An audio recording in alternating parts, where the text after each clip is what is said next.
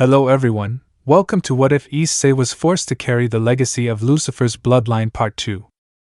Before we start, please go support BlackRedZX for writing that awesome fanfic. This is the translated version I made. There will be some mistake in character's gender, but of course Issei is a male. Chapter 7, Too Kind for This World Part 1. Issei looked at Venelana with surprise, who unlike him, looked at him with great ease and affection, as if he were waiting for a veteran's wife, who returned safely from battle. Something that surprised him, especially when one of her hands was placed on his chest, in which she seemed to try to perceive something. If you don't concentrate enough, noticing the power that is inside you is very difficult or almost impossible because of the check it is in, Venelana said as she removed her hand. I would like to talk to both of you about something important, and if possible in private better. Of course, Graia said as she turned to the maids. You all have your own task to do, so go. Forks, they all said before watching the trio leave the training room. Which left everyone alone, who after confirming that Issei had left, the maids screamed with joy, some even falling to their knees. To the point that it was clear that they had been quite nervous, this because they had finally met the true heir of Lucifer, someone who went against their expectations. From the beginning they expected that this heir, having great power, would be just like his older brother Rias of him, something that, although they did not like, they were going to accept. But it turned out to be everything they did not expect. The boy had been very kind to them, and it even seemed that he was taking a different path from his brother. I knew Lucifer-sama would be great, Angela shouted happily as she placed her hands on her chest to happily feel the beating of her heart. Great would be an understatement, Ida said, trying to remain calm. From what has been shown, it is clear that he is someone who does not mind being kind or considerate with his servants. He was quite understanding with me, Jasmine said as she felt her heart beat rapidly. He didn't say anything bad or hurtful about my wings. It's different from his brother who told me that they were hidden just by looking at them.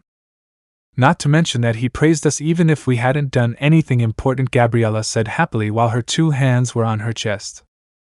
He even told us that he would take us into his heart, Jasmine said happily while covering her face.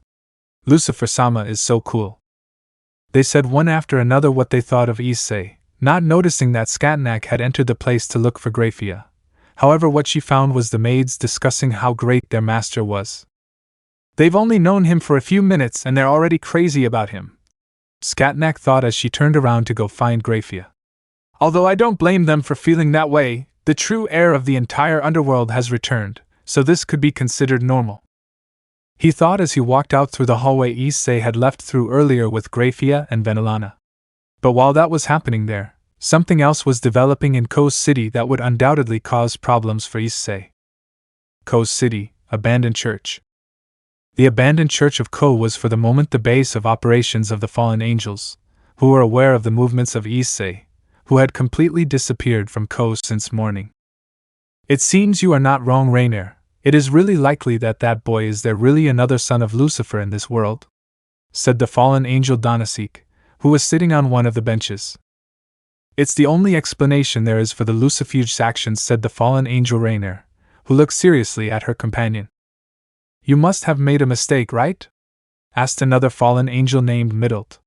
Could it be that Lucifuge fell in love with the boy? A Lucifuge who is in love with a mere human? Sounds like the end of a bad joke, said another fallen angel named Calawerner. It's impossible, the Lucifuge are lapdogs that only serve anyone who bears the surname Lucifer, Rainier said, looking at Middlet seriously. It's impossible for a Lucifuge to fall in love with a human.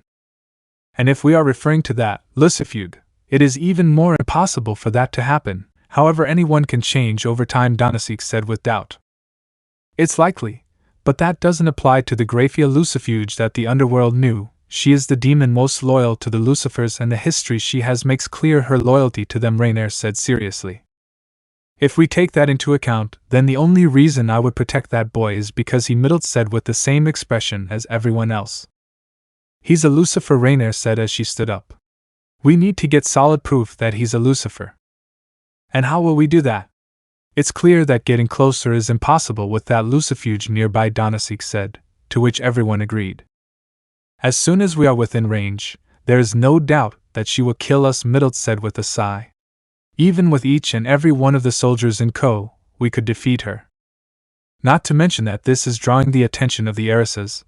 That's why I told everyone to stay away from Ko until further notice, Calawarner said seriously. But even with that preparation, the Gremry Knight and the Citri Tower came to warn us. If we didn't withdraw all the soldiers, they would consider it an act of war. TSK damn brats, Rainier shouted angrily as she took a couple of steps away. If they haven't attacked us yet, it's because they are respecting the peace treaty, Donasik said seriously. We're hanging by a thread now. Whatever move we make will be indifferent to those two, and they will kill us. They're waiting for the perfect excuse, Calawarner said seriously. So we're leaving? Middled said doubtfully. We'll have to do it, Donasik replied as he stood up. We had already tempted the heiresses with our previous actions. With this, they can clearly say that they attacked because of the probability of invasion, something that would perfectly justify it to Grigory, who will not move if it means avoiding a war, Calawarner said seriously while looking at Rainier. We will have to wait a while for things to calm down, then we can verify it, if that boy is a son of Lucifer or not. Not necessarily, Rainier said as she looked at the trio. I have an idea to prevent the heiresses of the place from disturbing us. We will clearly respect the treaty, but before leaving we will leave a small theater, which if it turns out to be risky could give us an opportunity to separate Lucifuge from the boy. Her words surprised the trio, who looked seriously at Rainier, who instantly smiled sinisterly at the idea that could make her a higher-ranking fallen angel, as a possible pleasure target for Azazel. Underground base. Right now Issei was sitting right in the same room where he previously spoke and confronted those who were companions within the Mao offspring. Only now the one sitting right in front of him was Venelana, who smiled kindly while Graia poured some tea for both of them. I hope meeting me isn't something that bothers you, Venelana said when she saw that Graia finished serving the tea. Of course not, Issei said a little nervously. On the contrary, I am honored to see that a woman as beautiful as you want to meet me. Having the most important heir of the underworld gives me a compliment, makes me so happy, Venelana said as she looked at Graia, who was standing behind the armchair where Issei was. I see that Graia has fulfilled her duty to you. Yes, it has been quite helpful to have you with me, supporting me, Issei said sincerely, making Graia blush slightly. Which did not go unnoticed by his mentor, who smiled at him. Without saying anything else, she took the cup of tea and drank its contents slightly before saying calmly, I'm glad to hear that. I hope Graia has fulfilled all of her duties and wishes, especially the nocturnal ones, Venelana said, taking another sip of her tea, causing Issei to tense up with those words. Or could it be that she has refused his request to join him in his bed? If that's the case, I'll talk to her immediately and correct this unheard of rebellion. Don't worry about it, talking about it is not necessary, Issei said instantly, causing Venelana to be surprised and couldn't help but say. Or is it that you prefer to have a different kind of company? If that is so, you can request any of all the maids you met. I assure you that none of them will oppose fulfilling your wishes, Venelana said while Issei was surprised and tense by her words, making him immediately think of a third possibility. If you are not interested in them either, if you allow me, I could accompany you tonight, or every night you want me to. Huh? Why, you're serious? Issei asked in surprise as he stared helplessly at Venelana's body. Of course, if you asked me, I will gladly come to your bed. Even if you asked me to give birth to a descendant, I will gladly do so, Venelana said without the slightest hesitation or shame. Causing a sigh in Graia, who inside couldn't help but feel somewhat jealous of her mentor's words, and at the same time for Issei, who after calming his heart said, You don't have to worry. Being by Graia's side makes me happy. There will be a suitable time for that, Issei said, causing another faint blush in the maid, who squeezed her hands in a sign of nervousness. And with your proposal, if you don't mind accompanying me, I will accept it when you least expect it. I see, then I will wait for that day patiently, Venelana said before leaving her cup on the table. Moving on to another topic, the reason for my visit, besides meeting you personally, was to inform Graia and Zairama that Project D has yielded results. Her words surprised Issei, who turned to Graia, who looked at her mentor slightly surprised. Have you woken up yet? Graia asked with some surprise. That's right, but for obvious reasons we don't allow it, so she remains asleep in the capsule until we finish the process of planting memories and physical modifications, Venelana said while watching the maid. I understand if that works. Entering the next phase is a matter of time, Graia said, turning her gaze to Issei, who was still waiting for some kind of information about it. Issei-sama, even though there is still time for you to have your evil pieces at your disposal, you should know that you already have a knight prepared who will be loyal to you in a few days. Knight? Issei asked, to which both devils smiled. I thought Scatnack would be the only knight. Issei said, remembering that while he was in this room before, listening to Graia's explanation. She said that when reincarnating someone into a devil and making them part of her nobility, depending on the power of that being, would be the amount of pieces required, 2 pieces in the case of rooks, bishops and knights, and with the pawns it would depend on the power of the being to be reincarnated as. With that, and based on what she knew in the mythologies, Scatnack was powerful and therefore should require 2 pieces at a time to reincarnate. Which both devils present knew. They were even surprised that Issei could be aware of that.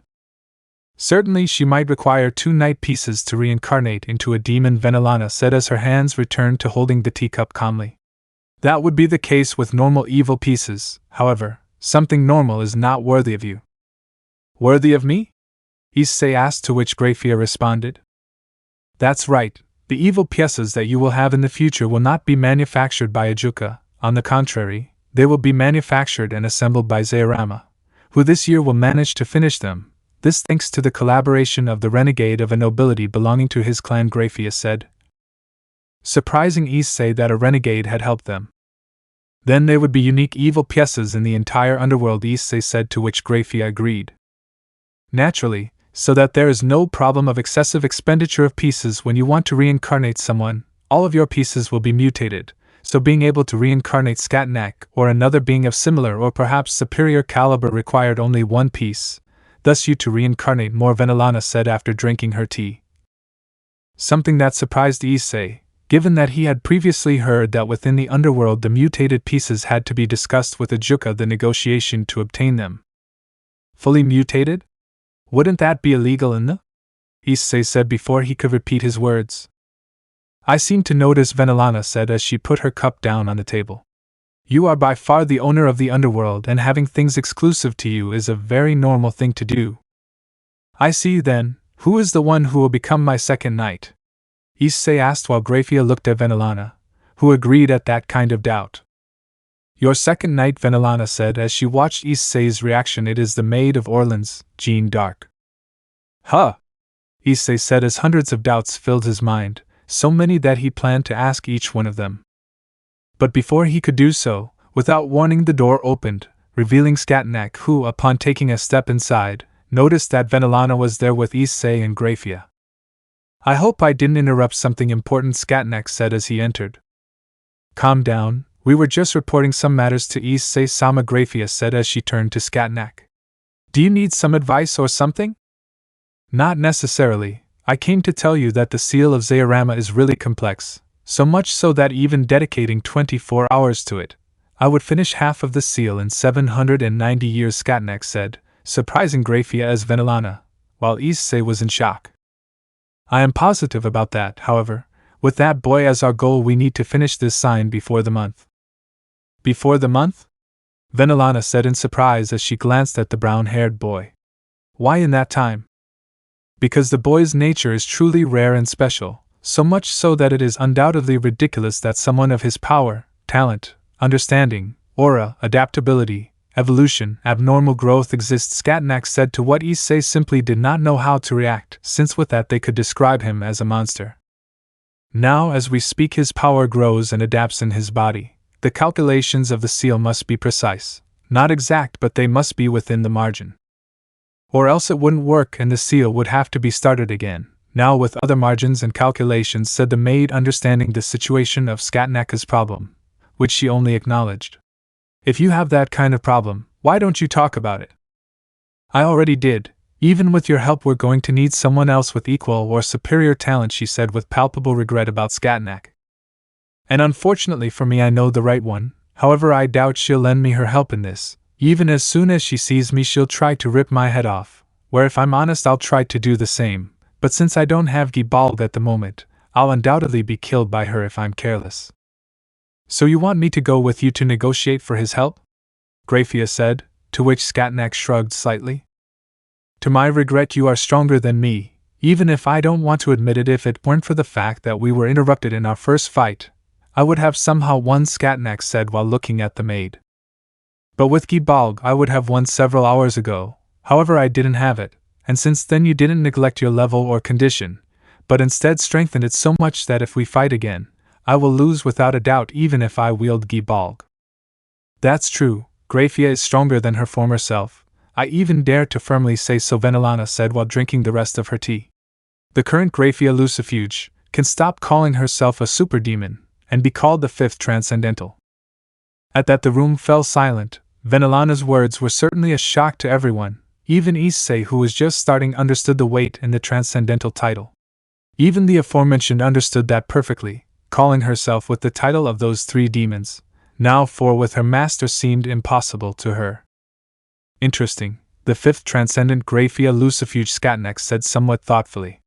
I must admit it sounds too imposing. With that title and power she will undoubtedly listen to us. Wait, Graia said as she turned to Venelana. Master, I don't think my current power is at the level of a transcendental. I'm flattered that you think so, but…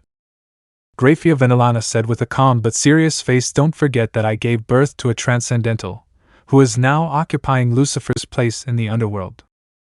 At those words, Issei was greatly surprised, so much so that he looked more closely at the brunette. At which he noticed something else that he had undoubtedly ignored, so much so that he thought for a second before coming to a correct conclusion. If Venelana is Surzek's mother, it means she is also Rias' mother, the Rias Gremry I know. The brown-haired boy thought in surprise as he let Venelana continue speaking. Therefore I know the scope of one, so if I say that your power is already within the territory that a transcendental has, it is because it is, Venelana said while looking at Graia, who still did not seem convinced. I know my power is great, but being a transcendental is impossible for me, obviously. I no longer have any, Graia said before being stopped by Venelana again. Special feature? Venelana asked calmly, receiving Graia's nod. My child, it is clear that you also possess one. All the transcendents have one. Surzek with his true form, Ajuka with his Kankara formula, rise of him too, or at least I think so. Even the present heir possesses a feature. We would only have to find out what it is. If it's abnormal growth, I wouldn't be surprised, Scatnack said, to which Graia couldn't help but nod. Just as Issei-sama possesses one, you possess one as well, or have you forgotten? Venelana said while smiling. The words you told me 40 years ago, that your eyes had reached absolute zero, and that it granted you a new form and power. Her words finally left Graia speechless, who thought that, now her eyes had no comparison even to Seraphal's. That they were equal in the past, now it was different, this having understood her power in a different way, which manifested itself with a new form and scope that even Zairama came to fear calling it an absolute zero. With that name she undoubtedly came to baptize her power, which to this day she had not used in combat.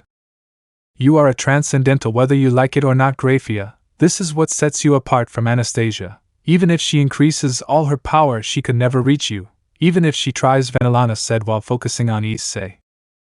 That is why she cannot be the Queen of Lucifer. If she challenges you she will lose the fight. You are the only one qualified to be the Queen of Lucifer, Graia. No one besides you has that right, not even I have it. His words touched Graia, who couldn't help but lower her head. She had no words to describe. Even Scatnack was touched to hear it, since hearing from your mentor that you are the only one with the right to stand beside your master was undoubtedly the best thing you could hear. Certainly, Issei said, drawing the attention of the trio of women. Even if I have yet to meet Anastasia, I can't help but think about it. The one who will come to occupy the position of queen in my peerage, to stand by my side, will be your Graia. Issei's words were like an explosion for Graia, who felt a great happiness in her chest, one that if she spoke would overflow, making her truly vulnerable.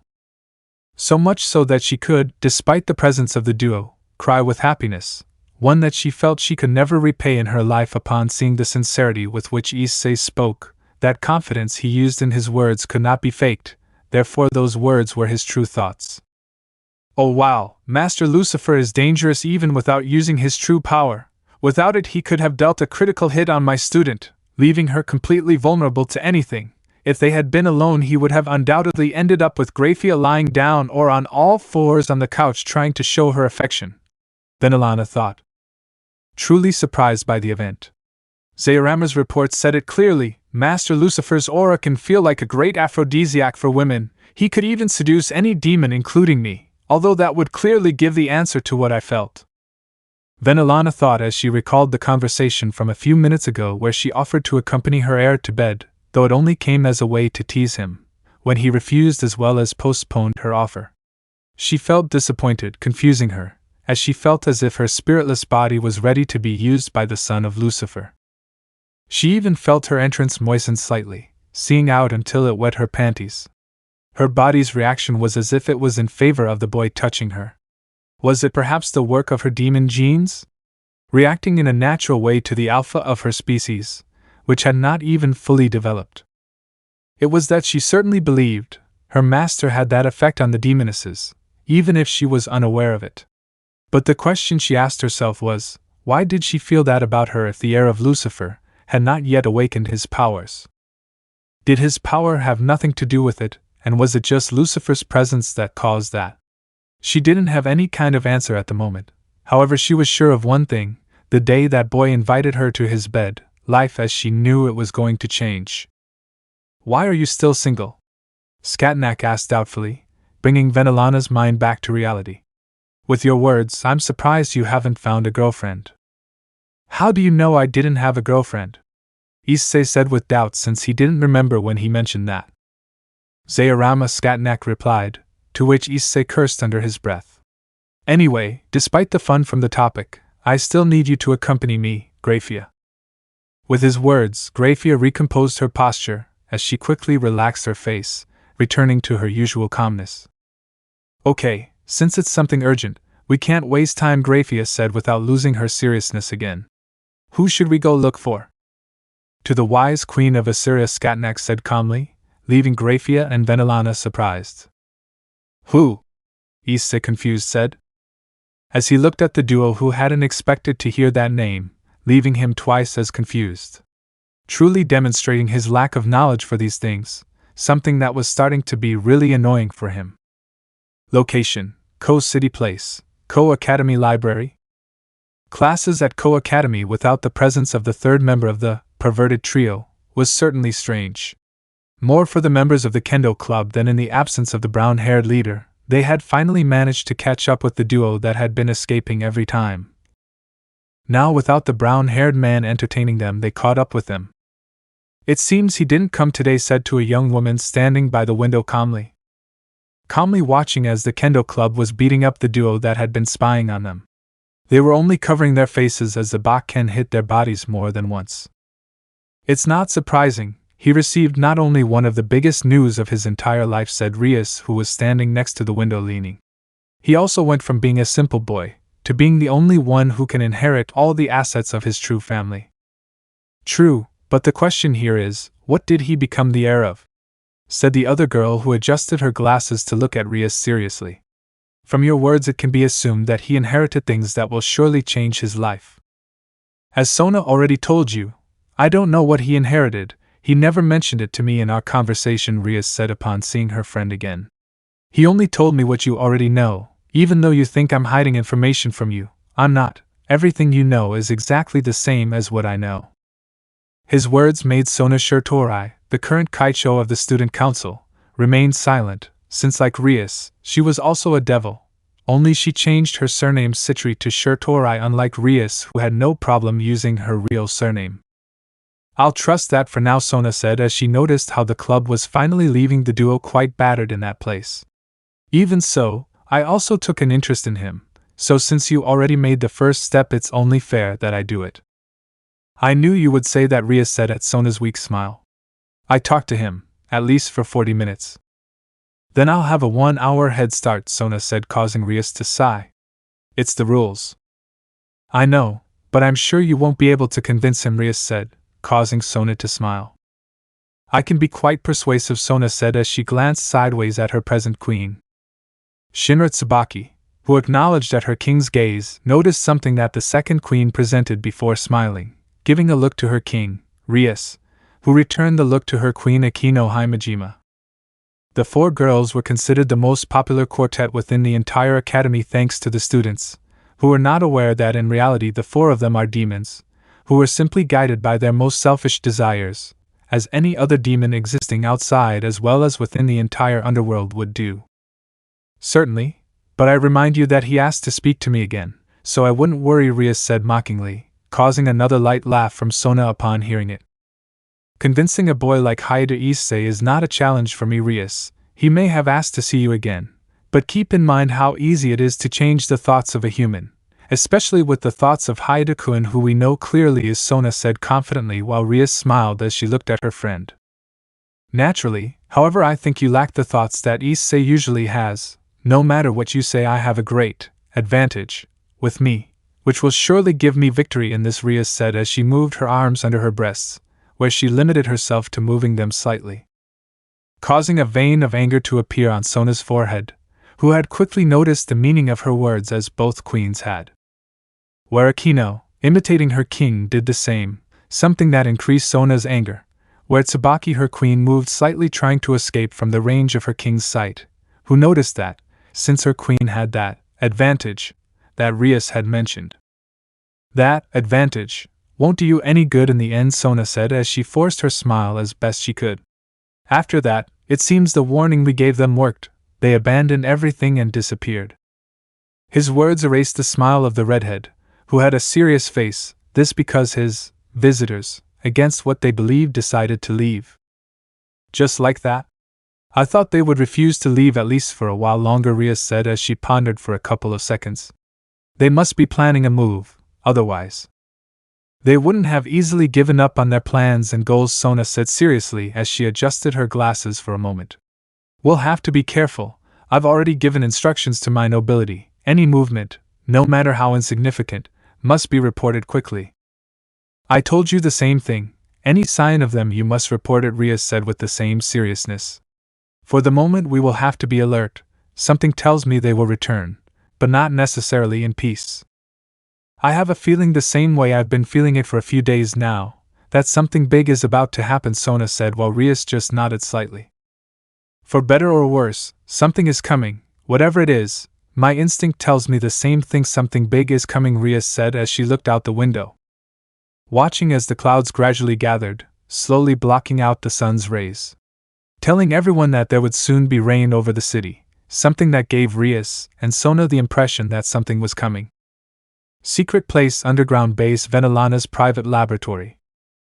Issei walked with Venelana through the most terrifying hallway he had ever seen or imagined, this because of the monsters that watched them and glared at them as they passed calmly, wishing they would come closer to their cells so they could devour them, something Issei was never going to do in his life, something that was only ignored by Venelana, who was already used to those looks.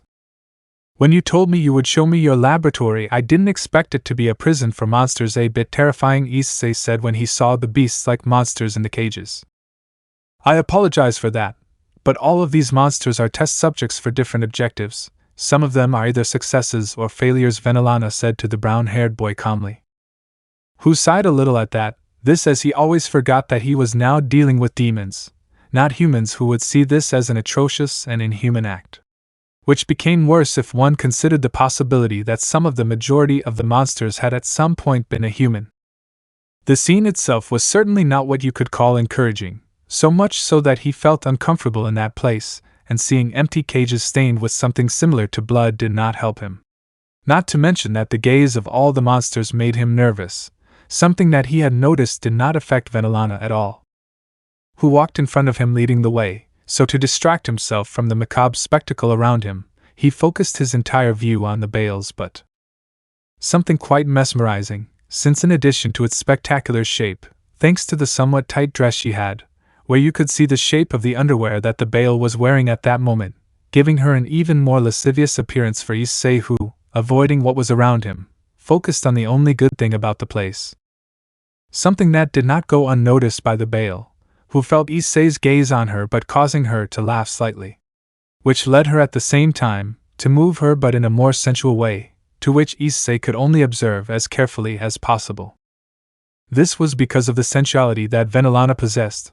Her body was one of the most beautiful that Issei had ever seen, so much so that the idea of inviting her to his bed was not ruled out at least, but on the contrary, he gained strength. Just seeing how she moved caused Issei to want to lift her skirt to see both her butt, as well as the underwear she had, which he could see or guess was blue or black. The observation of the butt lasted until they reached a hallway, in which Venelana continued her way. However, Issei's attention finally changed when he made him look at Venelana in a different way. Now that I think about it, if Venelana's hair was longer and red, she would be an almost exact copy of Rias. There's no doubt that they could be mistaken for sisters, Issei thought as he looked at the Bale's brown hair. Venelana-san. Forks? Do you want something, Lord Lucifer? Venelana said, as she turned to see the brunette, hoping he would invite her to his room that night. I know it's a bit late to ask you this, but I want to confirm, are you Rias Gremry's mother? Issei asked as the brunette watched him slightly surprised before taking her last step to stop. This is because in a certain way she did not expect the heir of the underworld to ask her about her daughter. Venelana undoubtedly understood that Issei, knowing that it was because she said that Serzx was her son, therefore assuming that the Gremry resident in Ko is also her daughter was quite simple. This being called the Mao's little sister. That's right, like Serzx, I am also the mother of Rias Gremry, heir of the Gremry family domain, Venelana said as she turned her body to where Issei was. Have you talked to Rias? Did she say something bad to you? On the contrary, it was thanks to her that I decided to follow this path, Issei said with a slight smile, surprising the Bale. When I finally found out the truth, I wanted to run away, but it was she who showed me a correct way of seeing things. Her words encouraged me, and for that I am grateful to her. Her words caused each of Venelana's thoughts regarding her daughter's attitude to change, knowing that thanks to her the heir of the original Lucifer would follow this path, which was a new idea for her, one that would benefit her greatly. I understand, I'm glad to hear it, Venelana said while smiling at him before saying, in that case, would you like to have my daughter as your wife, lover or concubine? Huh! Issei said, surprised as well as slightly embarrassed. Wife? Reign? See concubine? Is Venelana-san serious? Of course, if you wish I will give you my daughter as a tribute of loyalty from the Gremry, said Venelana, causing the complete surprise of Issei, who did not expect the following. And as a tribute of loyalty from the Bale family, I, Venelana Bale, voluntarily offer myself to your eminence Lord Lucifer, as one of your wives, lovers or concubines. Whatever you need from me I will fulfill. Wait a second, Issei said, still surprised, while Venelana put on a serious face. I am a loyal subject to Lucifer, therefore I will not refuse any of his wishes. I am aware of my body and beauty, two things that Lord Lucifer already found pleasing in his presence after noticing that he was looking at my but Venelana said, leaving Issei even more surprised than before. Huh! Issei said to embarrass himself that Venelana had discovered that. Wait for that, he said as he tried to make a credible excuse for his actions. Since being a Lucifer, he had the thought that he should act in a better way and not as he usually did. However, that was the least of the Bale in front of him, who only smiled lightly as she pointed her hand to the room beside her. This door leads to a room that I usually use to rest, but if Lord Lucifer so wishes, we can forget about Jeanne d'Arc for a few hours and enjoy each other's company inside the room now that we are both alone, Venelana said with a slight smile as she approached the brunette. And if you are not satisfied with that, I can call Rias to join us to form a trio. What do you think, Lord Lucifer? Issei was surprised to see that the demon was now standing in front of him, where, taking advantage of their proximity, she made sure that her breasts would sensually collide with his, while Venelana's hands rested on her shoulders at the same time as her face slightly approached that of the brunette, who still did not react. If you allow me, I will show you what a woman with my experience can do for you. That way Rias will be able to know how to satisfy you, Venelana said while looking at the brunette directly in the eyes. Knowing what she was referring to, he felt his heart race, so much so that he feared for a moment that he would have an attack. However, he knew well that his body would resist anything. So, leaving all his doubts aside, he lightly opened his lips, brushing them against Venelana's, who smiled mentally when she saw that she had managed to tempt the heir of Lucifer. Yufufu, who would have thought? Not a day passed before I gave myself to the heir of Lucifer. Venelana thought as she saw how Issei's eyes were partially clouded with desire, something she was undoubtedly going to take advantage of. But as soon as Venelana approached Issei's lips, a sound traveled throughout the hallway, interrupting them quickly. An interruption that left Venelana upset, so much so that seeing Issei's separation from her made her turn towards the one who had made that sound of clearing his throat. "I apologize for interrupting, my lady," Venelana said, the man standing a few steps away from both of them. "But there have just been some irregularities within the laboratory where Jeanne d'Arc is, so we need your advice." Seeing who it was, Venelana gave a weak sigh as she looked at Issei, who had a calm face, one in which she could notice an almost impeccable annoyance, as if he had truly wanted to go all the way with her. "I understand, I'll go later so you can leave me alone with," Venelana said to the redhead seriously, while turning towards Issei, to try to summarize her actions. Something that didn't go unnoticed by the brown-haired boy, as well as by the man who, despite Venelana's words, looked at Issei out of the corner of his eye, instantly noticing his great lack of magic power, something that in his opinion it was truly pathetic. "I'm afraid I'll have to insist. There are recent results that show us that Jeanne d'Arc's soul is strangely weakening," the man said with a smile, causing Venelana to turn towards him. "Weakening?" Venelana said, somewhat surprised, while Issei also became interested. "The last time I saw her, everything was normal." "That's right, but for some reason we can't understand, it started to show signs of weakening," the man said in a serious tone as he glanced at Issei. "That's why we need your guidance right now, otherwise the whole investigation will fall apart." His calm words made the Baal think things over for a second before looking at Issei, who only gave a nod of approval. So Venelana let out a sigh, before looking back at the redhead, who only gave her a slight smile. "Very well, let's go," Venelana said as she took a few steps away from Issei and then passed by the demon. "I warn you now, Xenon, if what happens in the room with Jeanne d'Arc is not an urgent matter, you will pay with your blood for this interruption." Venelana whispered, deadly serious, to the demon, causing his surprise to see her so upset as she followed the hallway that led them to where Jeanne d'Arc's room was, something that Issei imitated almost instantly.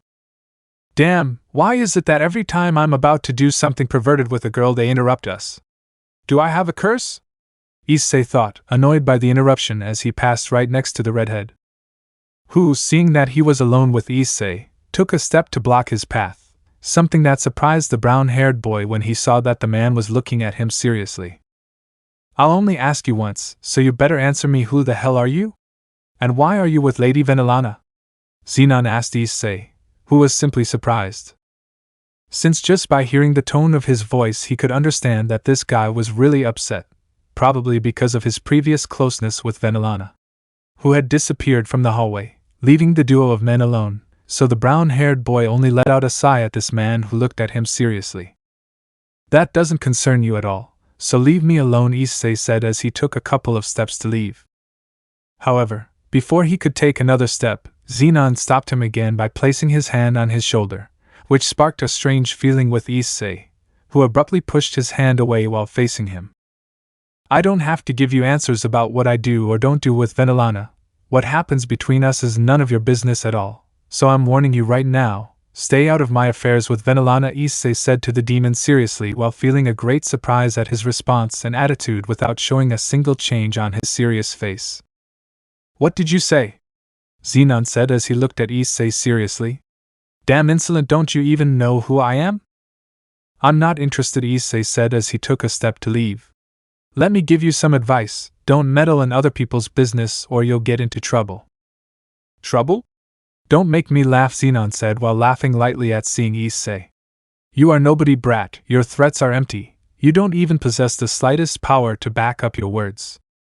He started to show a serious face. Issei was terrified. He didn't know that demon in front of him, but what he said was true.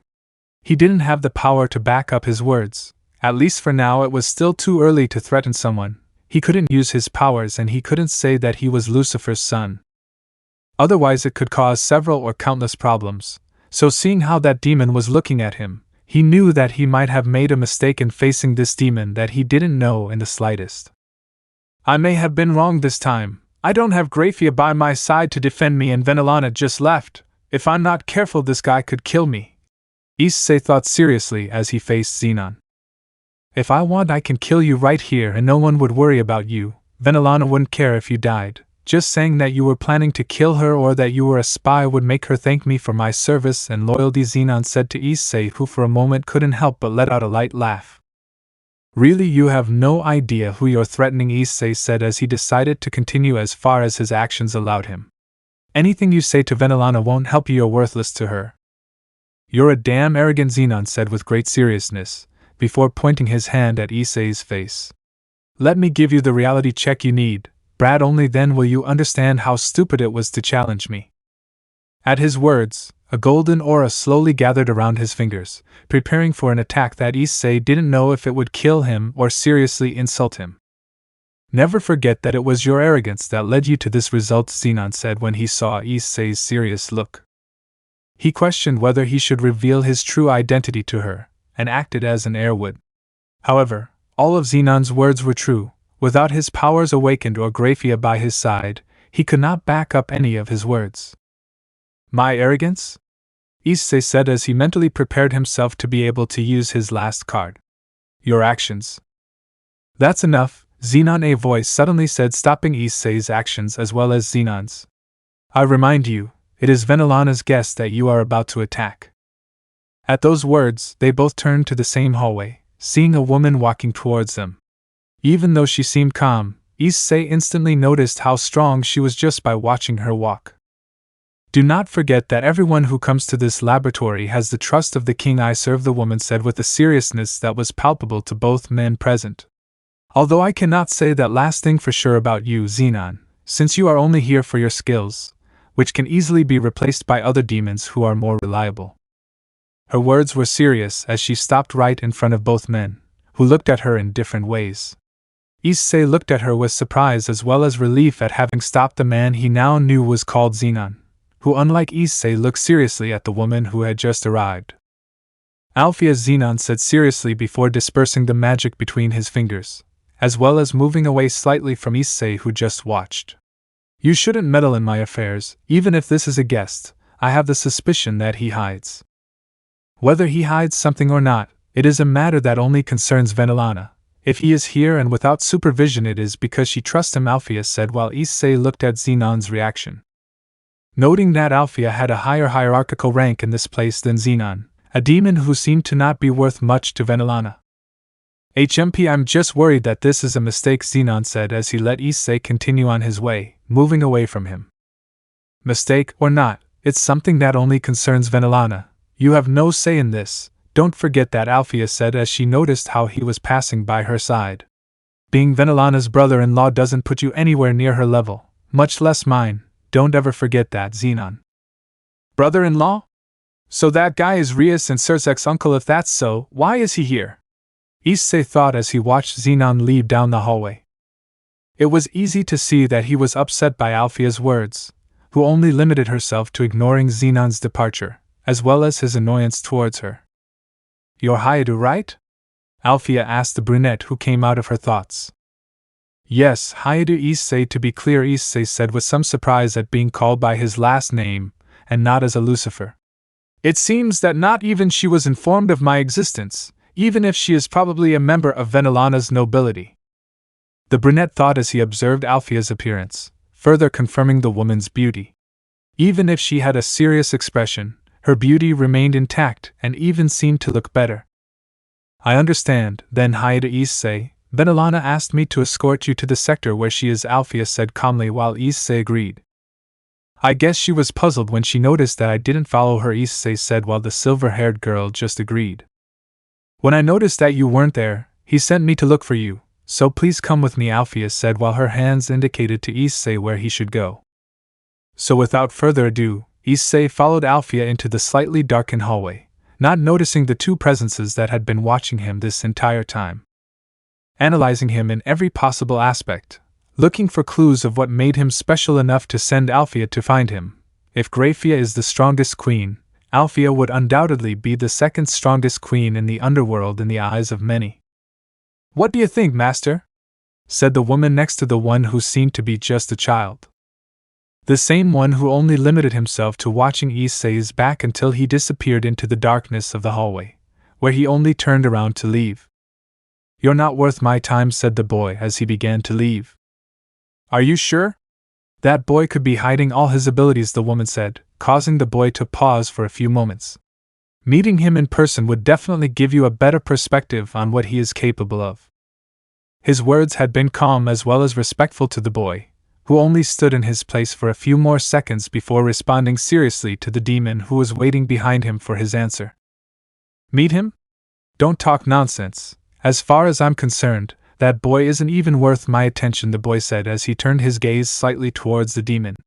"It's pretty clear who of the two is better here, so don't forget that, Jasmine." "Of course, but it wouldn't hurt to find out more about your future colleagues or enemies in the underworld.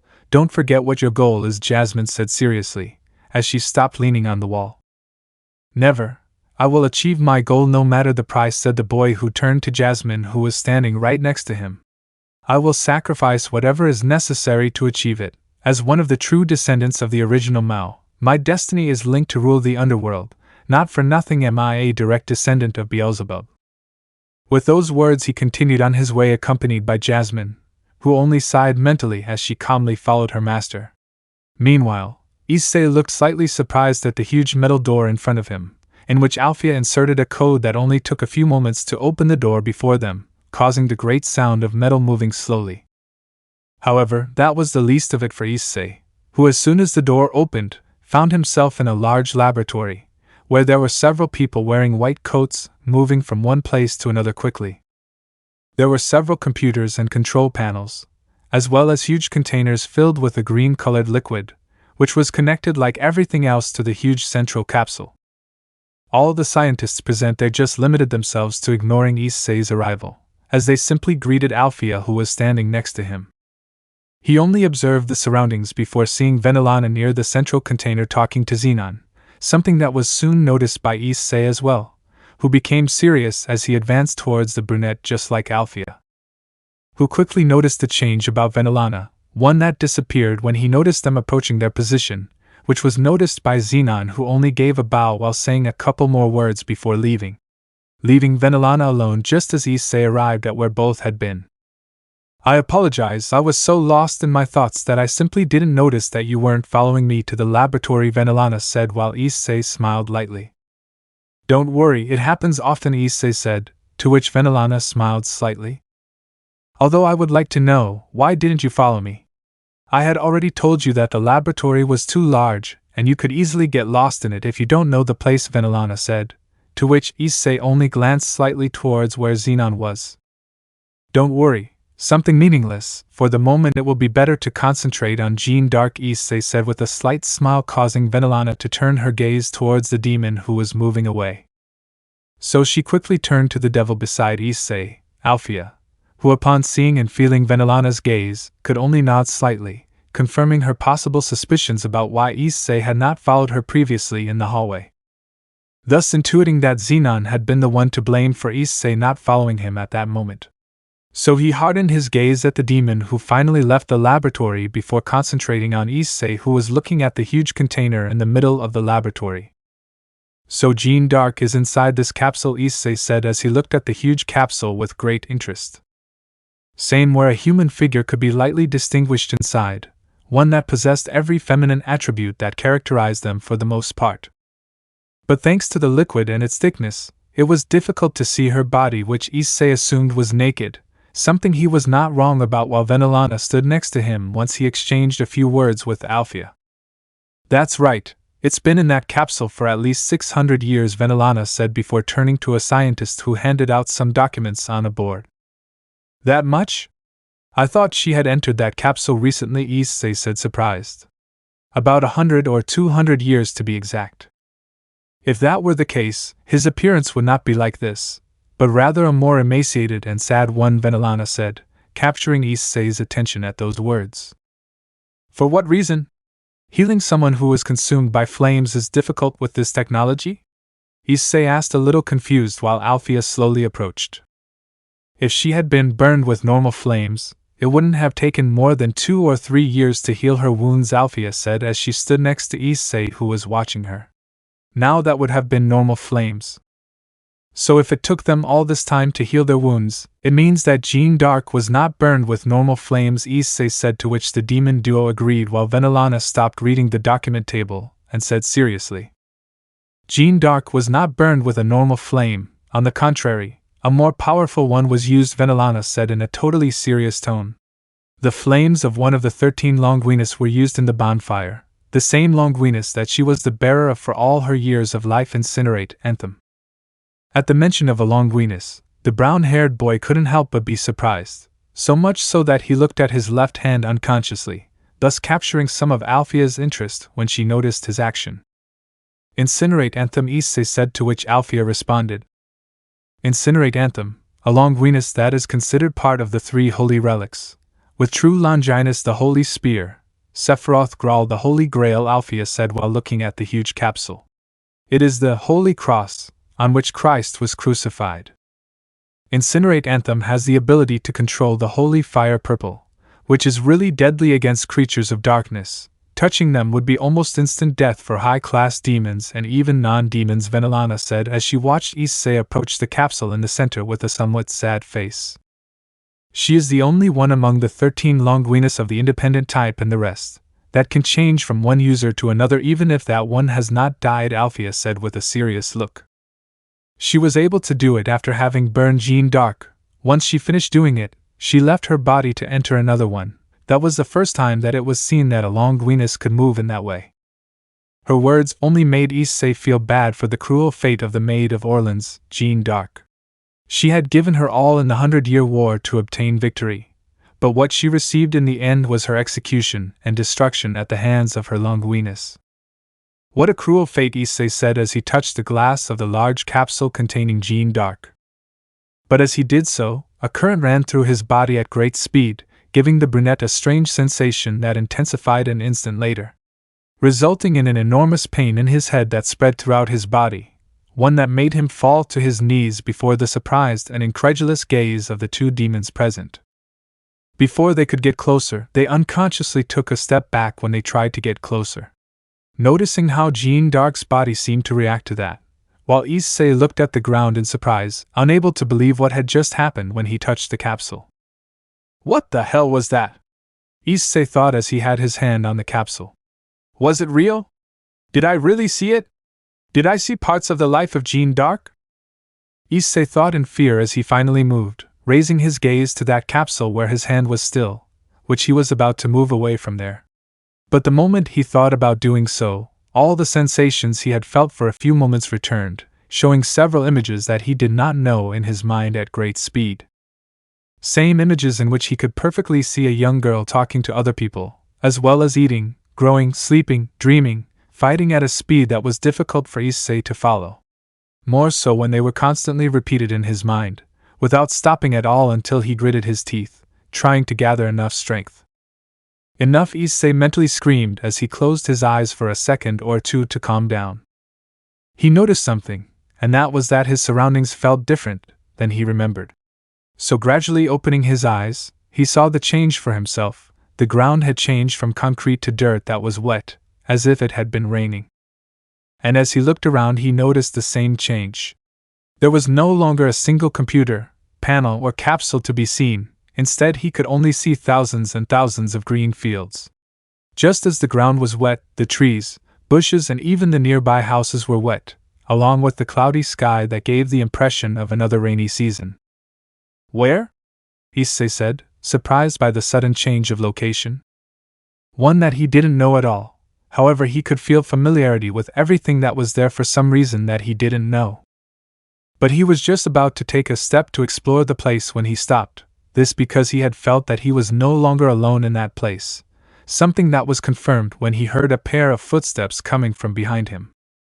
So, turning slowly towards the origin of the footsteps, he was greatly surprised to find that just a few steps away from him was a young woman. She was looking at him doubtfully and fearfully at being in front of him in that lonely place. "Who are you?" the young woman asked Issei, who could only be stunned by having discovered who that young woman was. Chapter 8. Too Kind for This World Part 2. Issei looked at the young woman quite surprised, who looked at him doubtfully at his school clothes, which were not all common in the past. So she was constantly on guard, something that was not relevant to the brown-haired boy because he still did not understand what was happening at that moment. Since until a moment ago he was in the middle of Venelana's laboratory, who was now nowhere to be found to ask him what was happening. This is quite strange, Issei thought somewhat nervously as he looked at the young woman.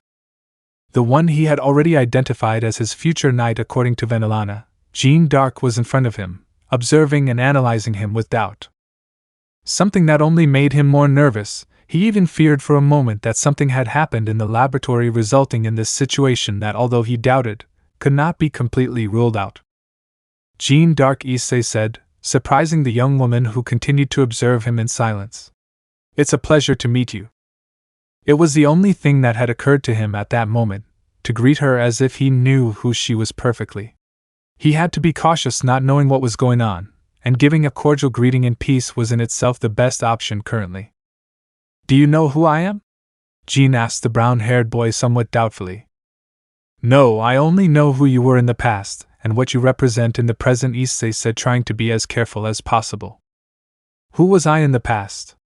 And what do I represent in the present? Jeanne asked the brown-haired boy, surprised, who could only tense up when he saw his mistake.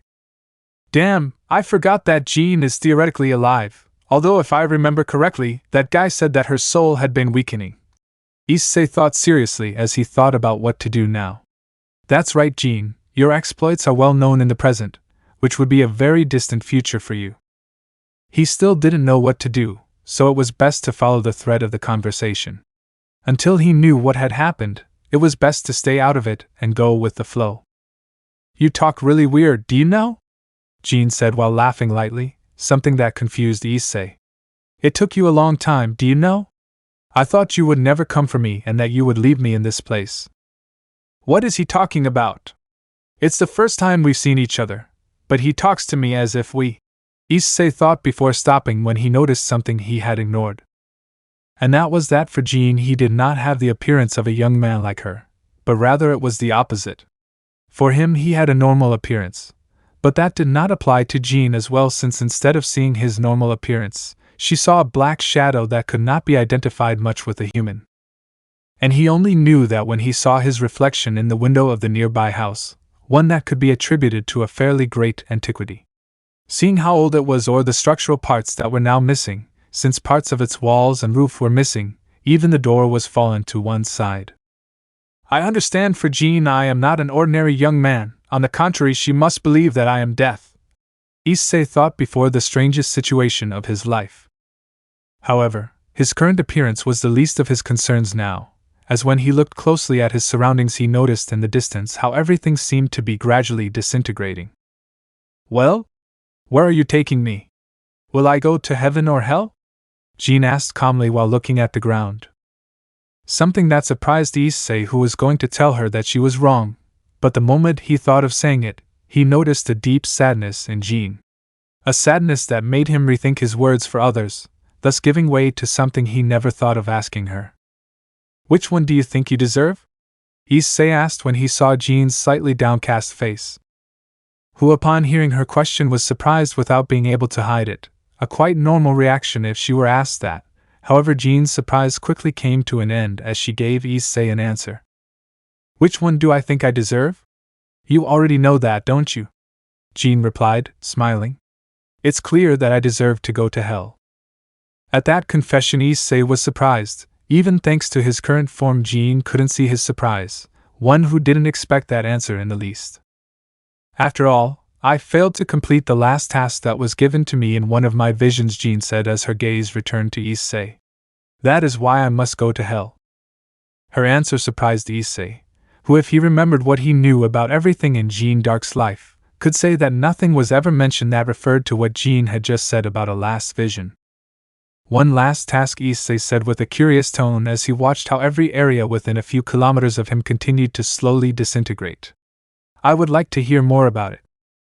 Hearing Issei's words, Jeanne was slightly surprised, this because she did not expect that the one she thought was going to judge her would want to hear her story, of how she had failed in that last task. However, her surprise vanished believing that the person before her was asking her to confess and tell all her sins in order to receive forgiveness in some way. If that's what you want, then I'll tell you, Jean said as she turned her body, giving Issei a hint that they will walk. Something he did until he was next to the former maid of Orleans, who limited herself to walking along the dirt road with Issei, who simply limited his actions to walking next to Jean, waiting for her to tell him what her last task had been. Underworld Phoenix Clan Territory, Eleanor Phoenix's private mansion. While Issei was having a rare as well as strange experience with Jean Dark, inside the Venelana laboratory. In the underworld, an important meeting was underway, where Rivaria Phoenix walked next to her Aunt Eleanor, who was now wearing something of her status that further highlighted the natural beauty she possessed. Are all our guests already waiting in the room, or are there still someone to eat?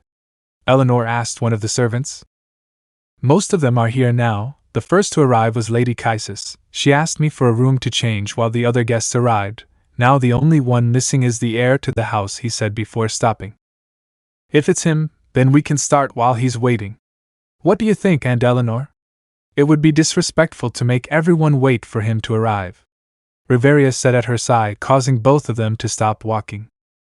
Oh, little one, always so bold with your words, Eleanor said while Rivaria smiled at the side. Although I would like to wait for him, you have a point in your words. We will start without him, and when he comes, take him to the living room. As you command, the servant said before turning around while the maids continued to follow them both.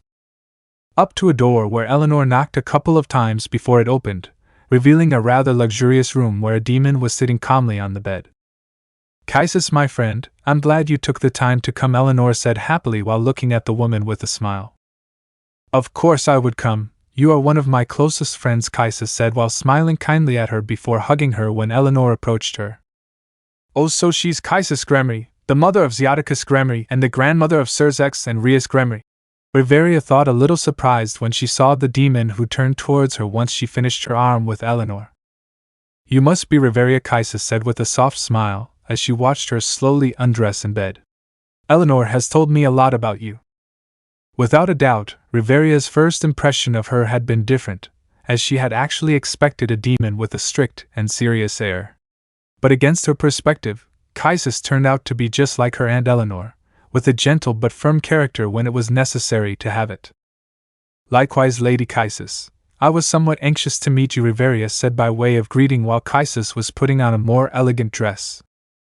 I say the same, Kaisis said as she finished putting on her dress and fixing her hair a little. I hope I didn't call you at a bad time, Eleanor said when she saw the suit on the bed. I was just writing. You didn't interrupt anything important, Kaisis said while adjusting her breasts inside the dress. A horse or a man? Rivaria suddenly asked, causing surprise in both demons. Rivaria, don't be rude, Eleanor said a second later. What? I'm just curious. I doubt a man could resist Lady Kaisis's charms, Rivaria said calmly to both demons while smiling at them without a problem. Besides, you thought so too, Aunt, so don't blame me for asking. Yufufu, it seems that Rivaria has the rebellious character that you had in your younger days, Eleanor, Kaisis said with amusement without showing any anger at the question. Oh, so my Aunt Eleanor was quite rebellious during her youth. Maybe you can tell me more about it, Rivaria said with amusement, while Kaisis smiled the same way. Of course, come see me when you are free and I will tell you many of the things he did throughout his youth, Kaisis said as she saw Eleanor at her side. What scoundrels, plotting in my presence, Eleanor said while slightly hiding her face with the fan in her hand. Also, Kaisis, don't forget that most of the things I did in my youth I did by your side, so you'd better not talk too much. Era, I guess you'll have to stay with the doubt, Rivaria, Kaisis said, causing a smile on the aforementioned. Don't worry.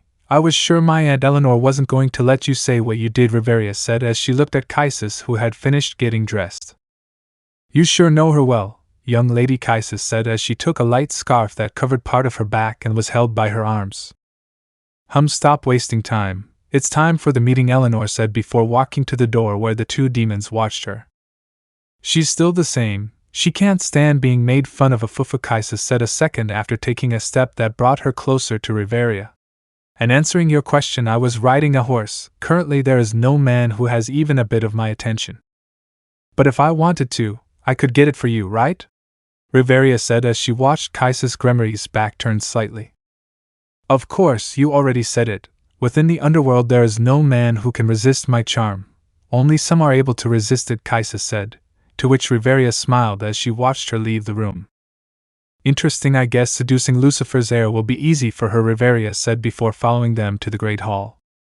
Same place where some demons were now waiting, which could be attributed to a great influence within the underworld even if they were already retired or semi-retired demons to which they could attribute more things. And those things were what Eleanor wanted to discuss with them now, so without further ado the Phoenix made an appearance in the hall just as the doors opened, allowing her to see those she had invited to that secret meeting. Sorry for the delay, my friends. I was late because of a matter that I had to take care of personally, Eleanor said while some of the demons stood up. The life of a semi-retired demon is still busy, Eleanor said, one of the demons in the room, who smiled upon seeing her accompanied by Kaisis. So you don't have to explain yourself, unless it's the reason why you've brought us together. Kyra Agars, even after several centuries you are still beautiful. Thank you for coming on short notice, my friend, Eleanor said when she saw the woman who smiled. Naturally, Eleanor, as one of my closest friends, if you need help I will gladly come and support you, Kyra said as she looked at the Phoenix who smiled back at her. Kyra Agars, the former leader of the Agars clan before passing the position to her son who now led the clan. She, like Kaisis, had a history with Eleanor along with other devils who held a high status within the entire underworld, as well as high-grade influence that very few would be able to underestimate. Era, I think the same. If one of us finds herself in trouble, I will also go support her, said another of the demons present, who remained calmly in her place. Olivia, even in your current condition you have come to this meeting. I am really moved by how much you value this friendship, Eleanor said as she looked at the demon with a smile who returned the same smile. Olivia Barbatos, the wife of the former leader of the Barbatos clan, her influence as seniority did not lose to any of those present who could be considered the most influential in several aspects. You're going to make me blush, Eleanor. My current condition won't stop me from attending one of your meetings, a case similar to Remilia, Olivia said as she turned her gaze to the other demon in that room. It's like Olivia says, if you need our help we will always be more than willing to help, Remilia Belphegor said while looking at Eleanor, who could only smile gratefully upon hearing those words. Remilia Belphegor, unlike the others who were well known within the underworld, she had remained hidden due to the strict order of her husband, the former leader of the Belphegor clan, because she had a skill lost within the entire underworld in addition to the already known crack of her clan. One that the former leader had no intention of wanting to share with the current government of the underworld. For that reason he had walked away and put aside his title of the 72 Pillars of the Underworld. He did not take part in the civil war and he was not part of the current government either, so his income mostly depended a lot on the relationships they had with other clans of the underworld. Even so, the Belphegor possessed, unlike many clans, a military power that stood out too much.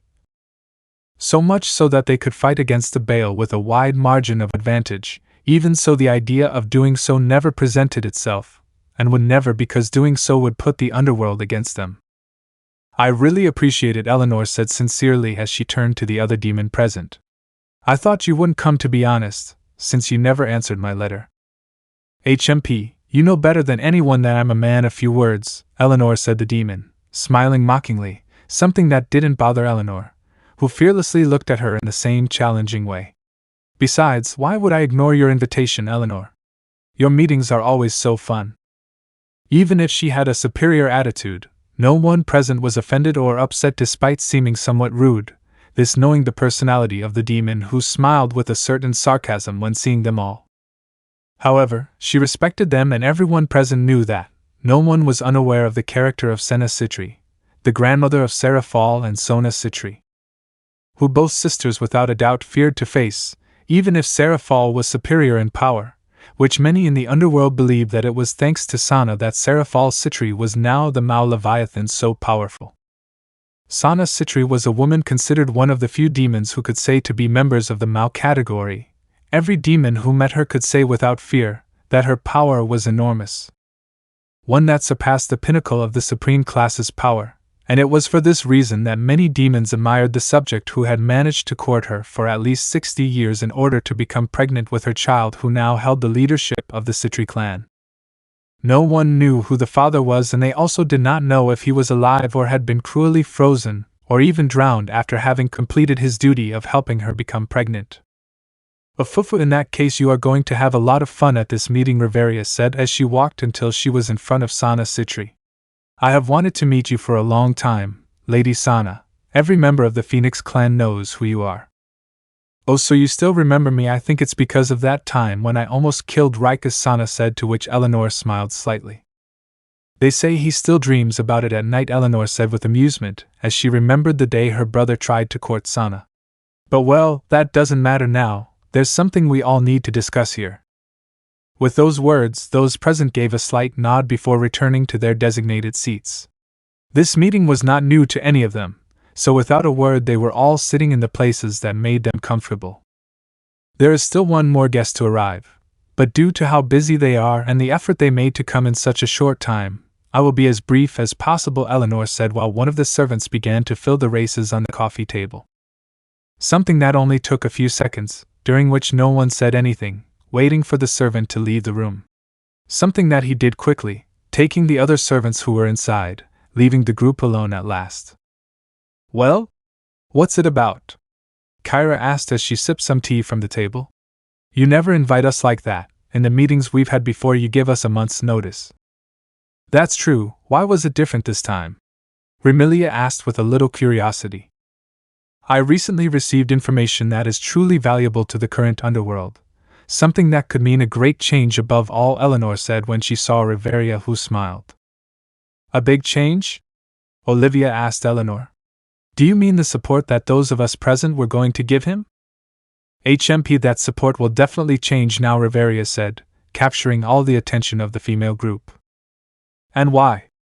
I thought we would support him in exchange for him fulfilling our requests, Remilia said, confused like everyone else. You better talk, Eleanor. I'm losing my patience, Senna said seriously while looking at her. You know I don't like to change plans unless it's necessary. Oh, believe me, this is necessary without a doubt, Eleanor said while drinking her tea. Since supporting him has stopped being my priority thanks to the information my niece Rivaria gave me. Her words made Rivaria become the center of attention in that room, something that the Phoenix had already expected in advance, so when she finished drinking her "I'm talking to you. First of all, I would like to tell everyone present that in a few days I will take the position of heir of the Phoenix clan from my older brother Rival, Rivaria said, surprising most of those present. This is because if I want to support my future Mao, I must obtain more political power than I currently have. I feel flattered. I never thought you would recognize me as the future Mao of the underworld, said a voice that slowly entered through the door. I suppose you have reconsidered and truly recognized that only by being the heiress of the Phoenix clan, you will be able to have a place next to me as my wife Rivaria. The arrival of the young demon made Rivaria's relaxed expression change to a more serious one, and even a little annoyed by his arrival, which caused her to slowly turn towards where that young demon was standing, that demon she couldn't stand. Reconsidered? Recognized? What a huge stupidity. I think the poison you always experiment with drove you crazy, Winterstolas, Rivaria said with a smile filled with hatred as she looked at the demon. The Stolas clan, one of the clans that could be placed in the supreme class, however, due to their disappearance with the other clans during the Great War of the Three Factions, it was believed that they had become extinct like many of the other clans in the underworld. Something erroneous, since they chose to withdraw the same day that Grigory gave the news that they were withdrawing from continuing with the war, something in which they followed the example by retreating to a land of the underworld that could be called abandoned in a way. This decision had been made by the founder of the Stolas clan, Fuller Stolas, who, seeing the conditions in which his clan was found, decided to leave with the aim of keeping his clan alive, which at that time only had 60 active members and 100 more who were common demons of his Stolas clan. As the war continued for a couple more years, Fuller Stolas decided to postpone his return to the underworld upon learning that after the fall of the original Lucifer as well as the Mao Beelzebub, Leviathan and Asmodeus, his heirs still wished to continue the war. Something that would only lead all the inhabitants of the underworld to complete extinction. Naturally, their decisions were badly taken by the members of their Stolas clan. However, they accepted it over time, thanks to hearing that despite being the children of the Maos, Their actions caused a civil war to break out in the underworld, which only reinforced their plan to remain hidden, and so they did before the founder of Stolas fell into the disease that a demon could contract at any time, the sleeping sickness. As a last will before falling into a deep sleep, he entrusted his son to keep the Stolas clan hidden in order to survive, something that his son, the current leader of the Stolas clan, accepted without hesitation after having known the horrors of the war. Not to mention that among the 72 pillars of the underworld, the Stolas clan was the most technologically advanced, unlike the Agars or Astaroth, who still had notable technological advances. The Stolas were ahead of them, to the point where the Stolas clan could be able to compete with and surpass all of Grigory's and Heaven's Lab's technological advances. To the point where they had managed to safely and effectively restore the demon's low fertility to the point where they could have children as if they were normal humans, although with the disadvantage that their descendants would have a reduced lifespan. Usually a demon could live at most 10,000 years before dying of old age. However, thanks to the Stolas' fertility increasing by a couple of years, the lifespan of all descendants was reduced. The time they could live was 10,000 years due to their vitality, which with the great increase in their fertility was reduced to 300 years of life, something that took them by surprise when they saw that all of the new generation were aging faster than those born in the traditional way. It was for this reason that Winter Stolas found himself in the underworld. As a new generation born, he knew the fate that awaited him. Currently, research had managed to increase the short time from 300 years to 700 years, an advance that was only achieved 200 years later, implying that he did not have enough time left, unlike his older sister Vivian Stolas. That in contrast to him, he was born in the traditional way, unlike the one who came to be born using the formula of the new generation. That was why he needed to obtain the support of different families in order to enter Agars to have in his possession of a treasure that, according to the founder's diaries, could be the key piece to be able to live the same time as a common demon. Something that was of vital importance to him, as well as to others born within the new generation who supported his cause, as well as to be the next heir of the Stolas clan, for which he was now competing with his older sister, who traditionally should be the next to inherit the entire Stolas clan if it were not because she wanted to give her younger brother a chance to be the heir. If Winter failed in this, Vivian would be heir to the position of leader of the Stolas clan, which as a first order would have to stop the investigations to save the new generation, because they would no longer use that method again due to the short lifespan they obtained, even if those of the new generation formed 30% of the population within the entire Stolas clan. Normally, sacrificing so many would be unacceptable for any clan, but due to an invention of Vivian that did not matter, thanks to her inventing a pill that increased fertility in demons by 40% without the great reduction in time that they had now verified, that only reduced to a total of 3,000 years of life.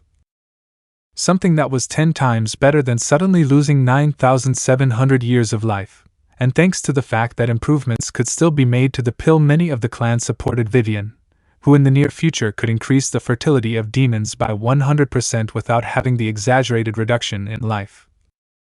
Something that increased the list of her achievements within the Stolas clan.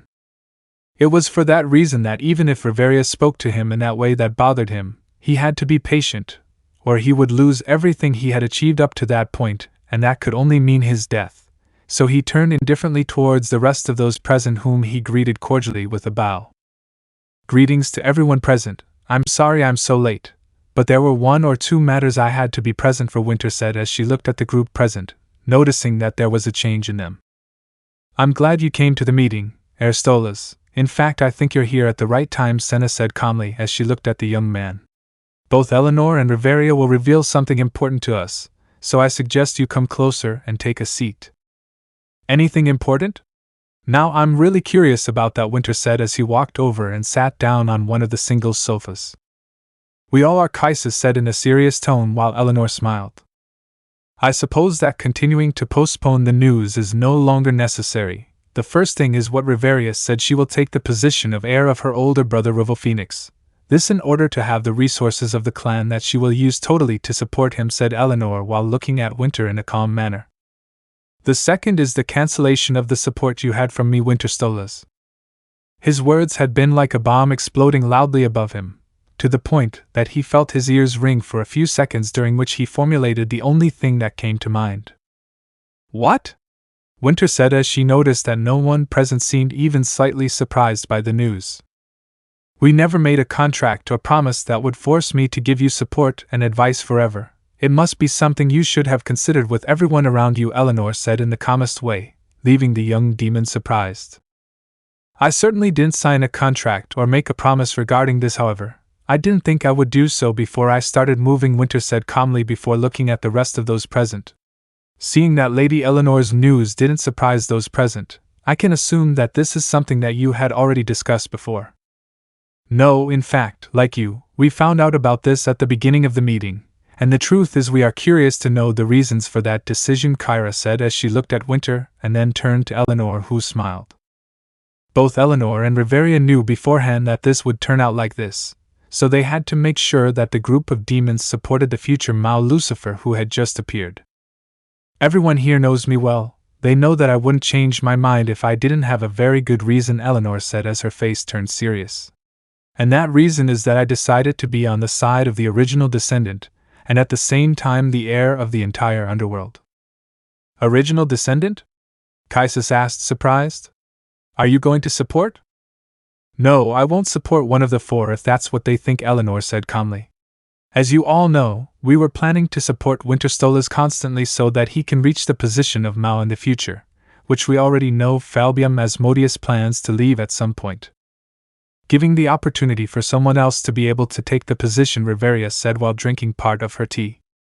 They all thought of supporting Winter so that he could become the Mao Asmodeus, and this would allow them to do some things that the current government prohibits them, as well as the delivery of technology that is only found in the Stolas clan. That's right, that's what I thought and I still plan to do, Winter said seriously. And I don't doubt it, but because of this I think that supporting you would not be the best option if I want to achieve my goals safely, Eleanor said while looking at the heir Stolas with a smile.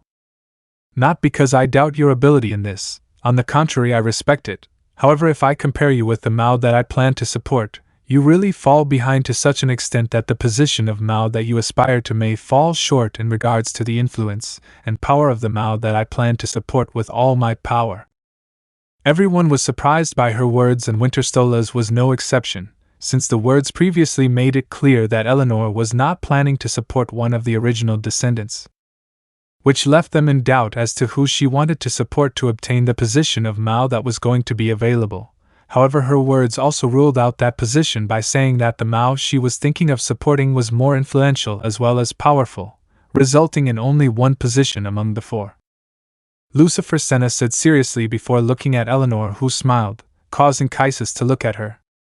This was because there were only two Lucifers in existence within the entire underworld. The first was the original descendant of Lucifer, Riasavim Levon Lucifer, one of the four original descendants, and the second was the one who now occupied the position of the Mao Lucifer within the underworld, Serzex Lucifer, formerly a Gremry and the grandson of Kaisis Gremry, who hardened his gaze. Are you going to support Lord Riasavim or the Mao Serzex Lucifer? Kaisis asked her friend seriously. Neither of them, Eleanor said as she looked at the girls one by one, where she could easily notice that everyone's patience was at its limit.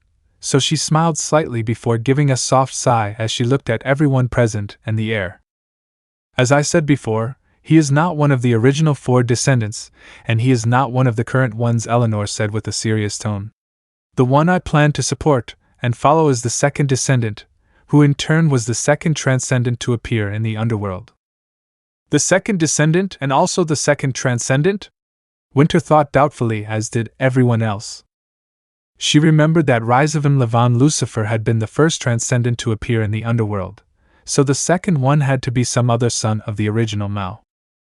But when they analyzed the words, they understood at that moment who Eleanor and Rivaria were referring to. He considered himself a second descendant who in turn was the second transcendent, and adding the fact that he was a Lucifer only left one possible answer. Something that the Phoenix duo observed calmly as well as with satisfaction upon seeing that they had come to the conclusion they wanted. It is as they think, Rivaria said with a serious tone. There is a second direct son of Lord Lucifer and Lady Lilith who, as Lord Riasavim, has the right to take Lucifer's position because he has resigned from his position many years ago. So tell me, it is worth continuing to support Winterstolas? knowing that there is another heir of the Lucifer lineage who surpasses the big brother in power and potential? Impossible, Winter shouted as she stood up. There is no other heir of Lucifer besides Lord Risavim. It is no secret that Lady Lilith only gave birth to one son by Lord Lucifer. I think the same as Heir Destola's the existence of a second son besides Lord Risavim was never mentioned, Kyra said with doubt, as well as seriousness. I think the same. Everyone inside and outside the underworld knows that Lady Lilith only gave birth to one son by Lord Lucifer, Olivia said confidently. Exactly. So saying that there exists in the world a second direct son of the two most important demons sounds too far-fetched not only to those present, but to anyone who is told this. Even just saying that he surpasses in talent and power his older brother Lord Risavim, who many recognize, leaves the impression that it is just an exaggeration, Remilia said while looking at Eleanor. Don't be offended if we don't believe you, but even you should know that it won't be easy to believe in the existence of another child of the Lucifer lineage, Senna said, as she watched Riveria calmly drink her tea. And as they said, believing that throughout these years there was a Lucifer besides Risavim was crazy as well as strange. It was never mentioned that the demon couple had another son besides Risavim. Something that even the second daughter of the Phoenix also identified with. When she received the news from the Lucifuge that they found Lucifer's second son, her first and only thought was, "Wow, you're crazy, Graphia." The mere idea that there was a second descendant quickly seemed stupid to her.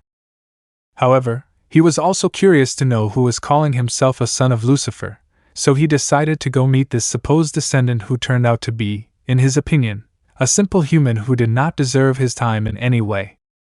At least that's what he thought just by looking at him. Even so, he had taken the trouble to summon the direct heirs of the Mouse to see how he would face that situation, which to his great surprise he handled in an exceptional way.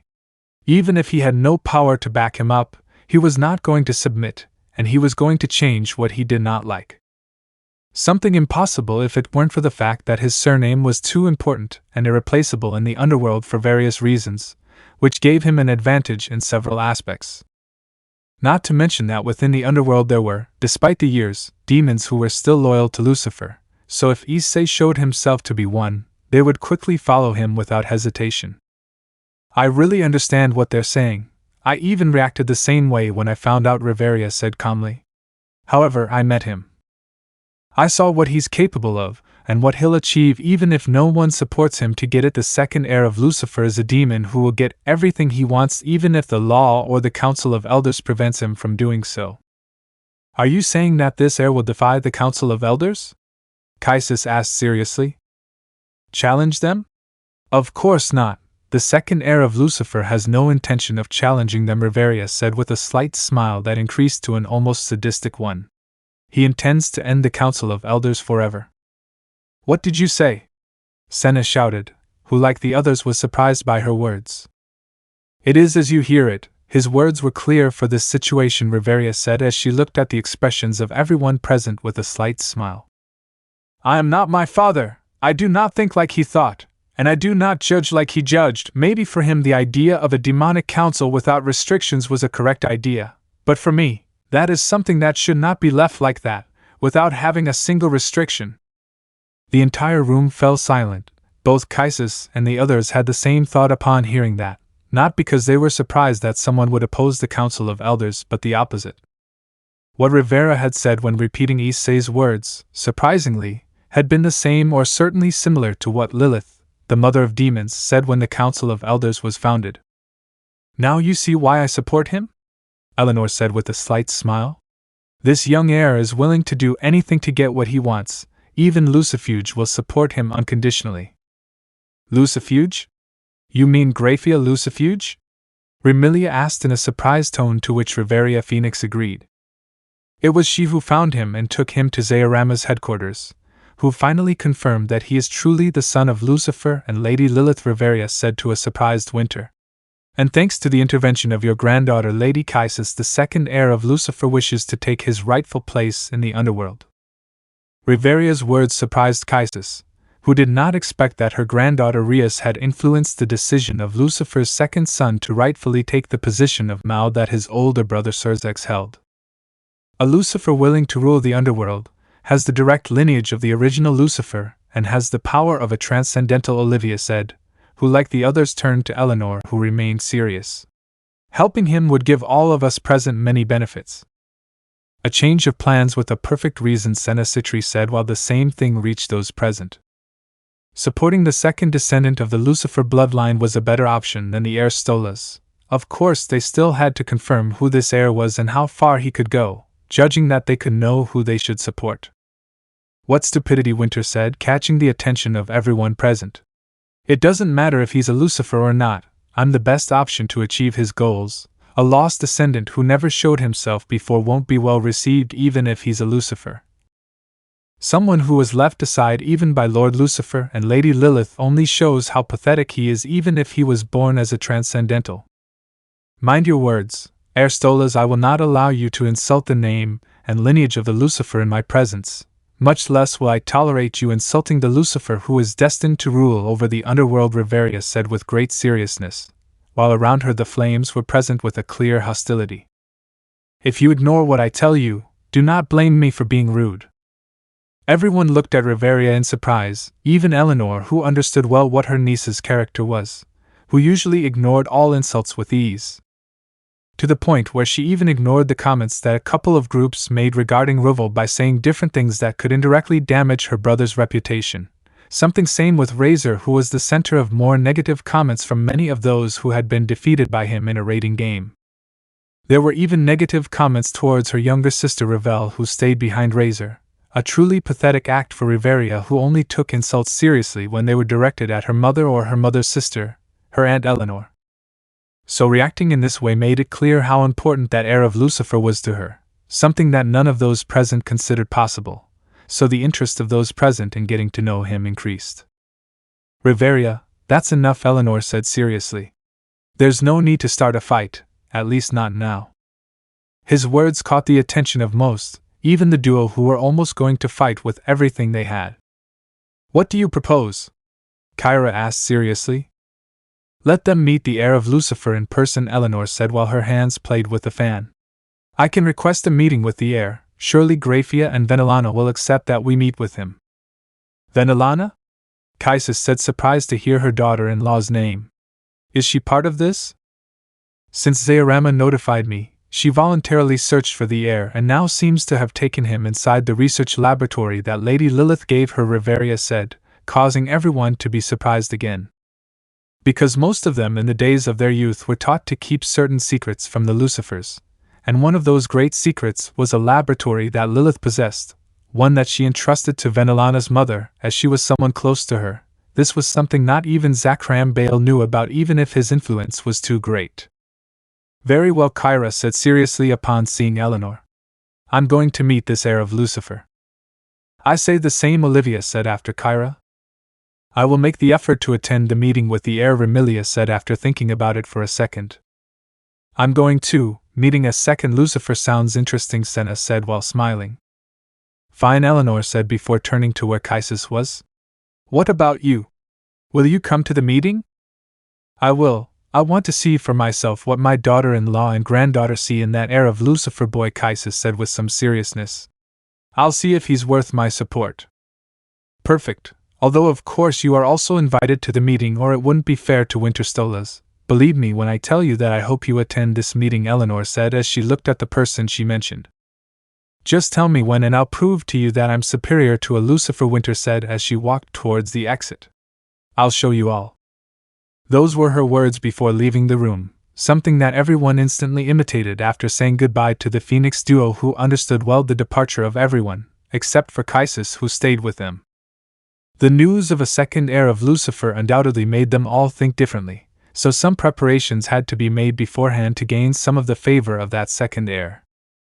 None of them took into consideration the heir Stolas now, because if this second heir of Lucifer obtained the support of the Queen of Destruction of the Bale clan, Venelana Gremory, as well as Graia Lucifuge, the strongest Lucifuge and the future strongest queen, Winter's existence became only a contingency plan in case the heir of Lucifer did not turn out to be what they expected, not knowing that Issei was going to far exceed each and every one of their expectations.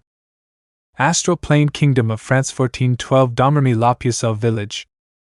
While Eleanor and Rivaria were talking alone with Kaisis in the underworld, With Issei, things were going in a direction that the brunette couldn't predict as the two walked on a dirt road surrounded by a large green meadow, which extended to the edge of that plain, one that was still in the middle of a gentle rain where only Jean's voice could be heard as she continued to tell Issei her stories of what her life had been like while she was alive, something that took her a while before getting to the story of the last mission she had.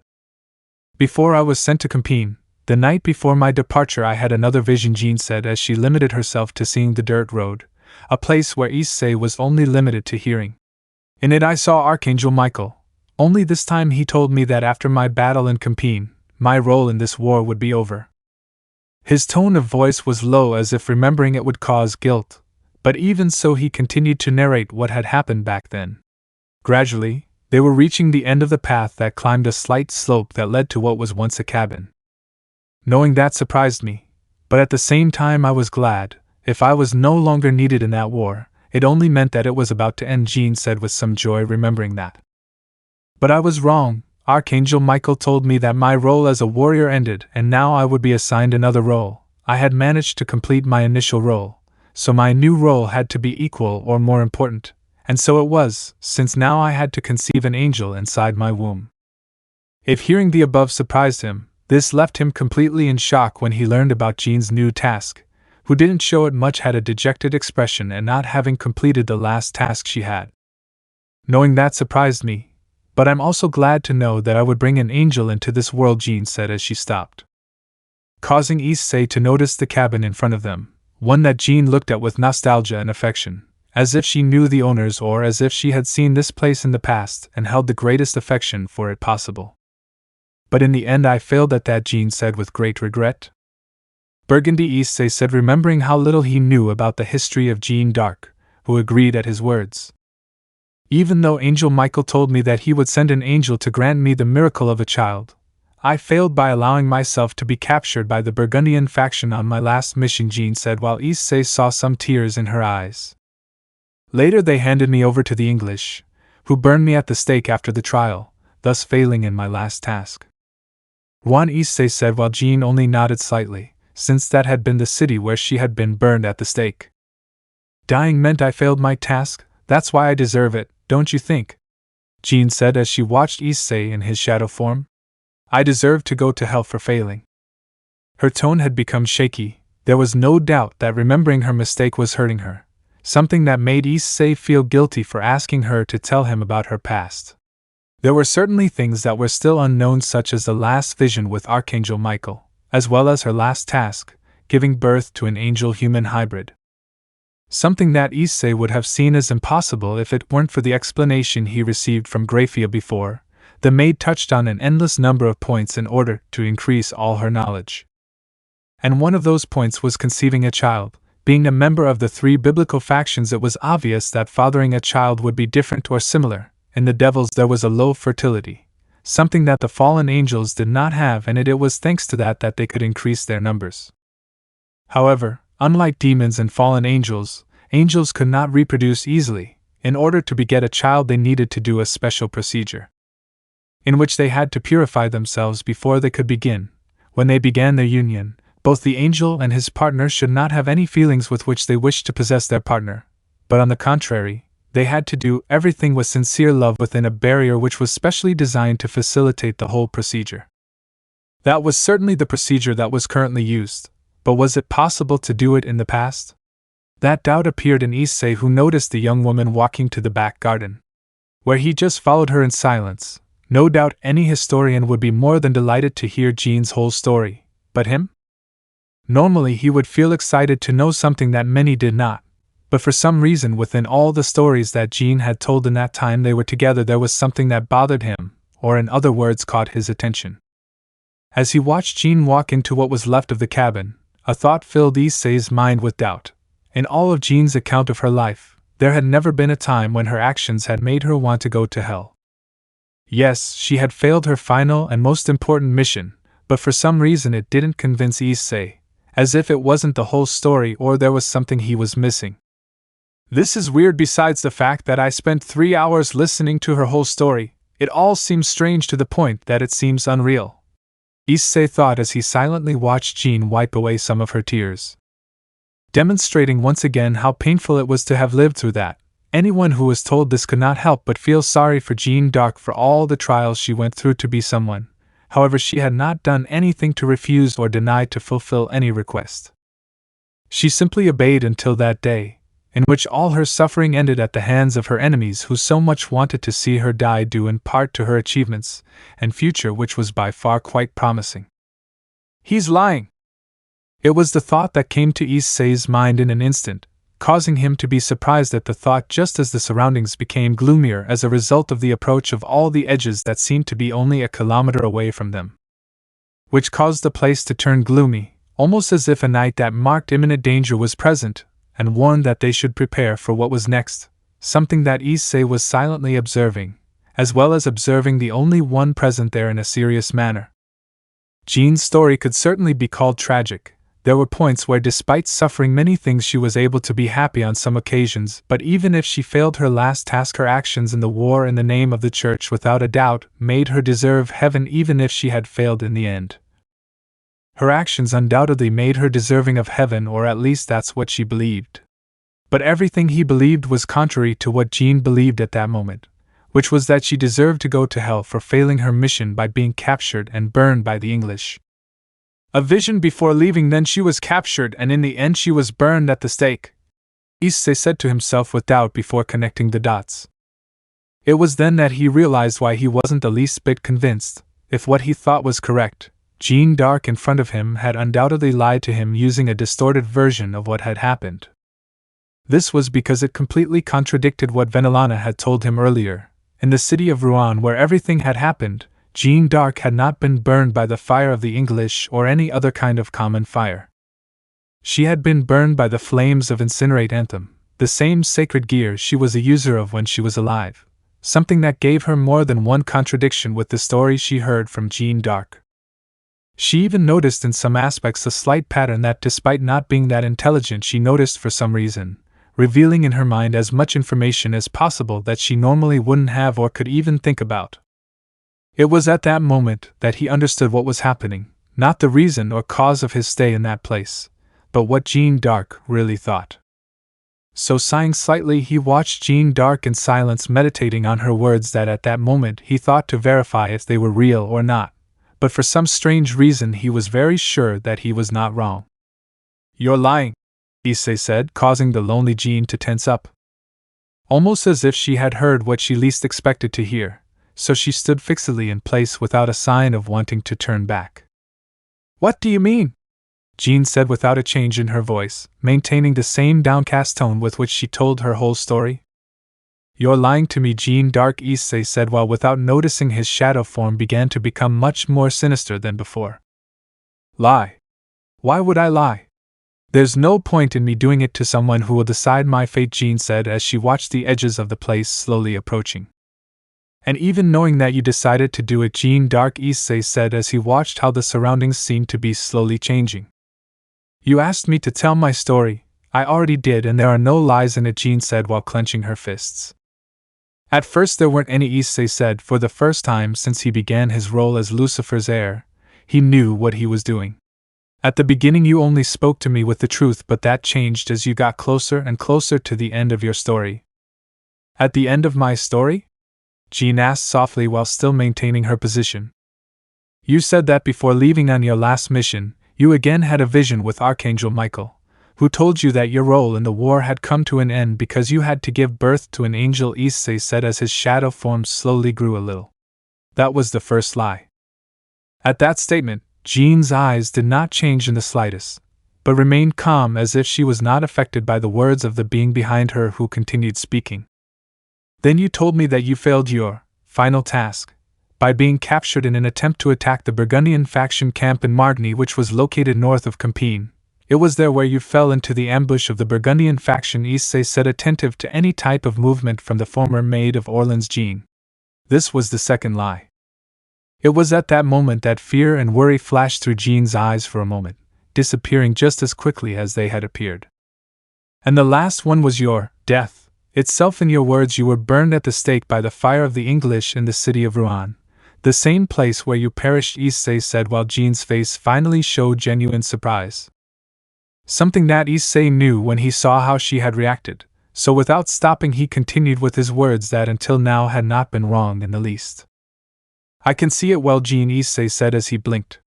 The color of your soul does not lie. Those words were enough for the Maid of Orleans, who felt as if something had entered her in an instant and traveled through every part of her being in a single instant, forcing her to turn her body while asking the only question that worried her. The color of my soul doesn't lie? What does that mean? The Maid of Orleans thought with a confused face. He turned his gaze toward the specter that Jean believed was destined to surely judge his sins in life. So now he thought to see what happened to a gloomy shadow with the intention of judging while she only remembered her own memories, from her birth to her fateful death. However, what greeted her when she turned was not a shadow, but rather she found the face of a young man, who was not much older than herself, whom she observed with surprise at the type of dwelling he had, a type of look she had never faced. No one, despite her long life, had seen her like that. His eyes were on her, but his gaze seemed to be able to see beyond, not to her, but to something else inside her. Something that he didn't even know about. He instantly experienced a slight tickling on the back of his neck, feeling at all times that this young man could see every corner of his body and judge him. The feeling did not disappear for more seconds, something that only scared her at first. However, when she saw the boy's eyes, she finally noticed that those eyes were not normal. In his life he came to believe that something like this existed, both transformed from a light brown color to a deeper blue that became deeper. A great clarity could be noticed in it, almost as if it were the surface of a lake in one night with a full moon. It was almost like wanting to see through a window obstructed by the steam of a hot shower. Looking at those eyes made you think that you didn't know what was on the other side, but no matter how it drove you to want to know what was inside, it was so that without knowing it, it began to fall slowly as if the ground had disappeared. It wasn't there. Moving forward, he didn't feel like he was going to faint. What he felt couldn't be described. Where? Jean said without realizing that she was no longer inside the cabin. On the contrary, she seemed to be in the middle of a fall, similar to those dreams where you feel yourself falling before waking up abruptly, only this time the dream was real and that type the feeling didn't stop. Without understanding how or why these events had happened, geometric figures the size of skyscrapers or houses magically appeared in front of her, all of different colors that repeated themselves endlessly, over and over again. When she thought it was that place, her fall finally stopped, leaving her surrounded by what seemed to be another series of figures that were strangely deformed. Surrounded as well as confused, Jean concentrated on everything around her, looking for logic to what was happening, something that finally made her notice that she was lying down. Maybe I'll finally reach hell because of the weight of my sins, Jean said after the strangest experience of her life. Seeing and feeling all of this made Jean suspect that at the end of everything her trial had finally been carried out, and what she felt moments before was her person falling into hell. However, for the confused Jean there was something else, a feeling that told her that it was not over. So when she got up she looked around her, noticing that it was a place that could not be described in any other way. Even if she thought about it, it seemed like heaven instead of hell. And no, she wasn't referring to the heaven where all the dead went to rest, but to a starry sky. It almost seemed like she was floating in the firmament. She felt at peace with herself. Even some of those strange lights decorated and made the place even more beautiful. She had heard about them before, but she had never seen them before. Northern Lights, that's what they were called, if not a bad memory, Jean said to herself as she forgot everything for a few seconds.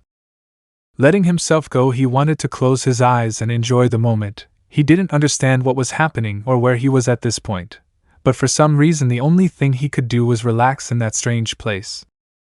You never had a vision, or at least not one, in which the Archangel Michael asked you to give birth to a child, said the unmistakable voice of the shadow, which was heard throughout the place, putting everyone on maximum alert.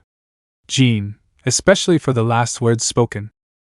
It was that when his eyes saw something truly unthinkable, a being larger than any mountain. No, upon seeing it carefully he realized that all his peripheral vision was not enough to cover its enormity.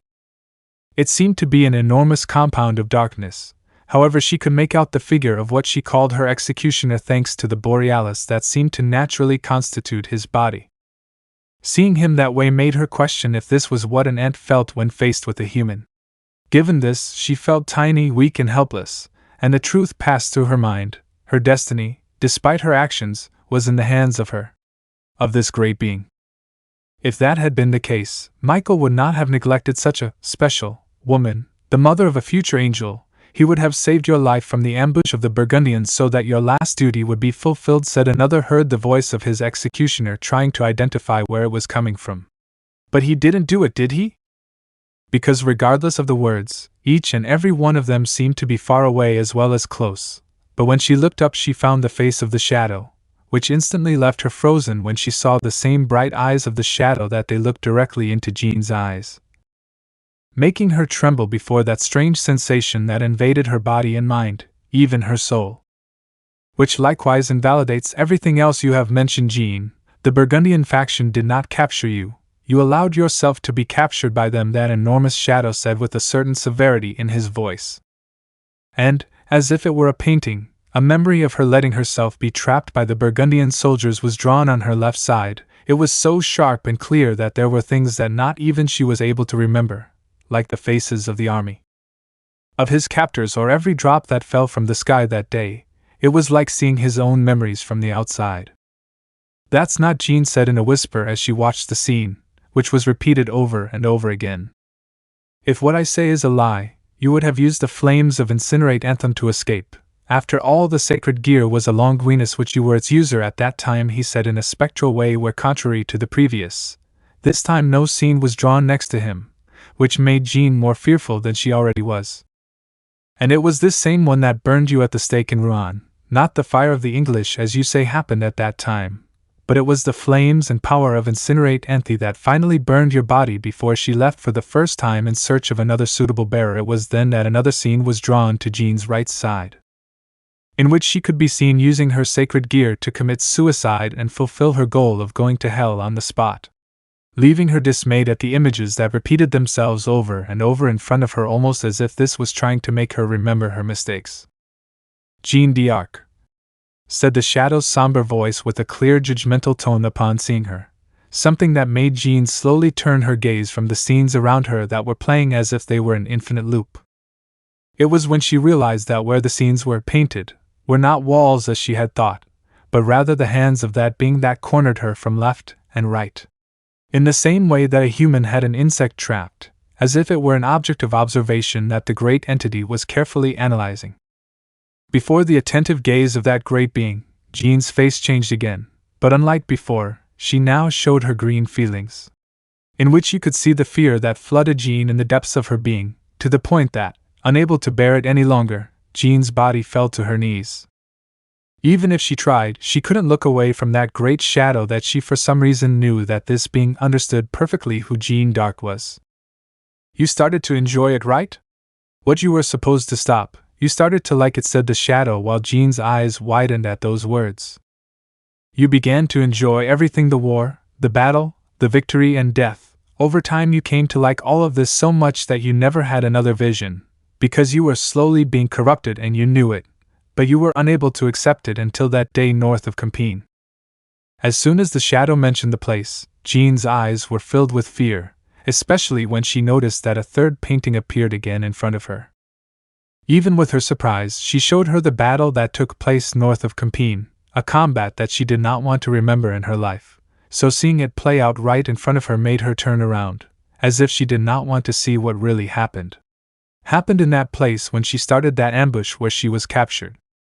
A place where, without caring about anything more than winning the battle, you sacrificed more than half of the soldiers who followed you, even if they were all outnumbered and massacred, which included the only man you cared about, the only one who managed to reach your heart.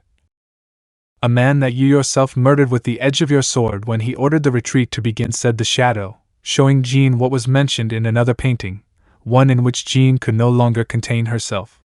Is this woman really the Jean d'Arc that all the French admired?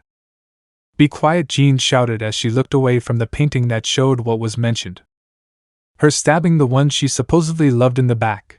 The young man's face was one of surprise and disbelief, and hers was that of someone ecstatic as well as excited, smiling in the most sinister way possible in the middle of that bloody battle. Shut up? Why should I? He shouted as his entire shadow body moved violently. Did you stop your attack when you were advised to retreat? No, did you listen to the soldiers' pleas when they were being slaughtered? No, did you even listen to the one who was designed to love you? No, of course not. You didn't listen to anyone. That's why you let yourself be captured, why you used the flames of Incinerate Anthem to kill yourself. You didn't want to accept the consequences of your actions in front of Michael. That's why you wanted so badly to have a direct pass to hell. The entire place shook at the shadow's screams, causing Jean to only cover her ears as well as close her eyes, trying to avoid it in any way. Please stop, Jean screamed again as the huge being moved, pulling her hands away from Jean, causing the paintings to disappear, something Jean didn't notice, much less the next act, where one of the hands of that enormous being began to approach her, almost as if he wanted to crush her with all its power. Stop me? Because? I only told the truth of things that you don't want to accept. It is not my problem, Issei shouted as he roughly grabbed Jean by the hair and forced her to look at him. This is your truth, Jean Dark. Jean's gaze snapped open, and once again her surroundings changed again. Returning to the interior of her old home, she was instantly surprised before seeing the rage-filled gaze of Issei, who was surrounded by the same shadow that she saw in that place. The shadow seemed to be emerging from inside his body, covering him almost completely, although his figure was still visible enough to be able to distinguish him among all that shadow that violently covered him. Not accepting reality only makes you not, Issei shouted as a great appearance was present in all the surroundings. That's enough, a third shouted in an imposing manner that shook Issei enough to make him react. If you continue like this, the girl's soul will fall into pieces. Don't let your power take control, don't do what he wants. Huh! Issei said as his senses returned and he realized what he was about to do a second ago, in which his eyes opened with great surprise when he saw that he was holding Jean's head, who now had a lost look, almost as if her soul had left her body. There were traces of tears on her cheeks that were still wet, leaving the brunette lost for a moment. Even if he forced himself to remember, he couldn't know what had led him to this, where he found himself holding the Maid of Orleans by the hair. So in one movement he moved as far away as he could from Jean, who slowly fell to the ground, remaining unconscious at that moment, in which Issei looked at his surroundings in surprise. Since everything had changed, all the clouds had turned crimson and darkness mostly surrounded him. The entire landscape in his sight had an apocalyptic appearance. But what caught his attention the most was that when he carefully observed his surroundings, he noticed large or small cracks on the ground, or in the air itself, as if any movement would be enough to break completely. What did I do? Issei thought when he saw the surroundings as well as Jean. You're not ready yet, you must wait and get stronger or else you will lose control again, the same voice shouted again, surprising Issei once again. Don't you dare interfere, this is a matter that does not concern you in the least, Security, a different voice shouted from the previous one. The same thing that forced Issei to hold his head tightly, almost as if he was going to fall while clenching his teeth. This was because a great pain had assaulted his mind at the same time as his eyes that he closed by inertia, trying to be strong enough to resist that piercing pain that made him fall to his knees. What the hell happened? Issei asked through clenched teeth. You have to come back, you're not ready yet, the first voice shouted again, surprising Issei. Before he could answer, he saw again how his surroundings were transformed, changing to another place where he had not been before. He observed him quite strangely, as if worried, still holding his head in pain, which slowly began to disappear. I suppressed part of the after effects for having used that power, so just listen, boy, said the first voice, surprising Issei, who turned around. You are, Issei said, surprised at the enormous dragon that was in front of him. The soul of the celestial dragon that resides within the Longinus boosted gear, the Red Dragon Emperor of Domination Drake. His surprise was more than evident at the serious one he had in front of him, one of the two celestial dragons that periodically had a confrontation due to the rivalry they had. Issei knew it since it had been something that Graia and Zairama had previously explained to him when they were scanning him. It couldn't be a different dragon because it matched the description he received later, that is if the fact that Drake was a huge red dragon was not counted. You knowing who I am saves me from having to worry, so listen carefully to what I say, Drake said with great seriousness. Don't use that power you used again, not until you are strong enough to protect yourself. The power I used, Issei said with some confusion as he remembered some scenes of what happened, causing him great surprise at the blurry memories that slowly began to clear up, showing him what his power had caused over Jean. This power, do you know it? Issei asked the huge dragon, who snorted at that question. Do you know it? I fought against this power in the past, Drake said seriously as the flames around him increased. It was one of the powers that contributed to my defeat, as well as my sealing, better known as the stigma of Lucifer, the eyes that can see everything, the true insight. Chapter 9, Too Kind for This World, Part 3. The surprise was described on his face. After all, when he woke up this morning, he didn't expect to meet a legend like Jeanne d'Arc, nor did he expect that his soul would almost be destroyed in an event that was truly unexpected for him. And as the final dish, he was now face to face with the celestial dragon residing in the sacred gear on his left arm, the boosted gear. Without a doubt, this day had been by far the strangest day of his life, to the point where something else could hardly happen that would surprise him like that. However, he knew well from experience that he shouldn't speak ahead of time. Otherwise, things like this could happen, and the best example was that stigma that, according to the dragon in front of him, was something exclusive to the Lucifer. True insight, Issei repeated, trying to remember if Graia or Zairama had ever mentioned it to him before.